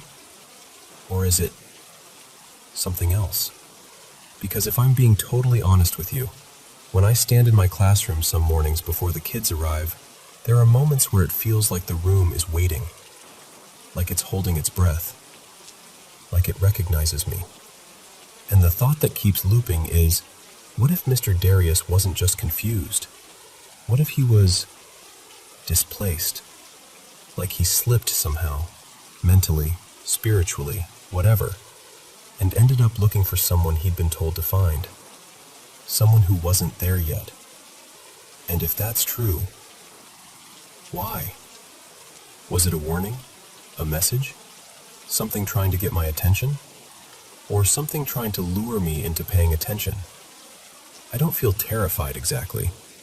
It's more like I feel shaken awake, like the universe tapped me on the shoulder, and now I can't pretend I didn't notice. And I keep going back and forth between this is trauma and stress and human brains cracking under pressure, and no, this is too specific. Because lots of people burn out, lots of people break down, but they don't usually break down while searching for a teacher who doesn't exist yet, and insisting they know her. So yeah, that's where I'm at. I'm not saying it's demonic. I'm not saying it's a haunting. But I am saying something about this doesn't sit right in my spirit. And I can't tell if I'm being warned or being watched.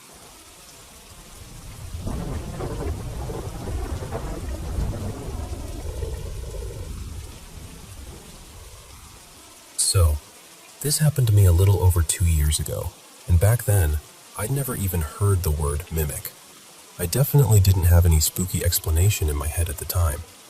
I just knew something felt wrong in a way I still can't fully shake. I was 20 then, and my little sister, Maya, was 16. We'd just moved around a bit. Not far, but enough that it felt like a shift. My mom and my sister were staying in one place, and I was living with my grandparents for a while to help out. Mostly because my grandpa was struggling to take care of my grandma on his own. It was in the same neighborhood we grew up in, the kind of streets where you still recognize the cracked sidewalks and the trees you used to climb. And there was this park down the road, maybe a 6-minute walk if you didn't rush.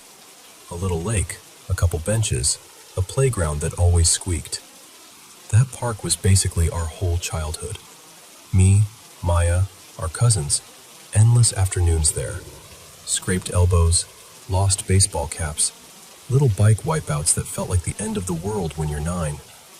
The kind of place where you've yelled someone's name 1,000 times without thinking.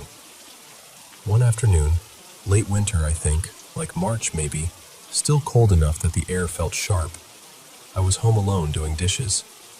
I had headphones on, music up, just zoning out and trying to get through chores. And then I heard someone scream my name. Not like a casual, hey. Not like a neighbor calling from the porch. A scream from far away. The kind that makes your stomach drop before your brain even catches up. I froze, yanked one headphone off, thinking maybe I imagined it. Then I heard it again, clear as day. It was Maya's voice. No question. Same tone, same way she said my name when she was scared or hurt or mad and didn't want to admit it. And it was coming from the direction of the park. I didn't even think. I didn't stand there and weigh options.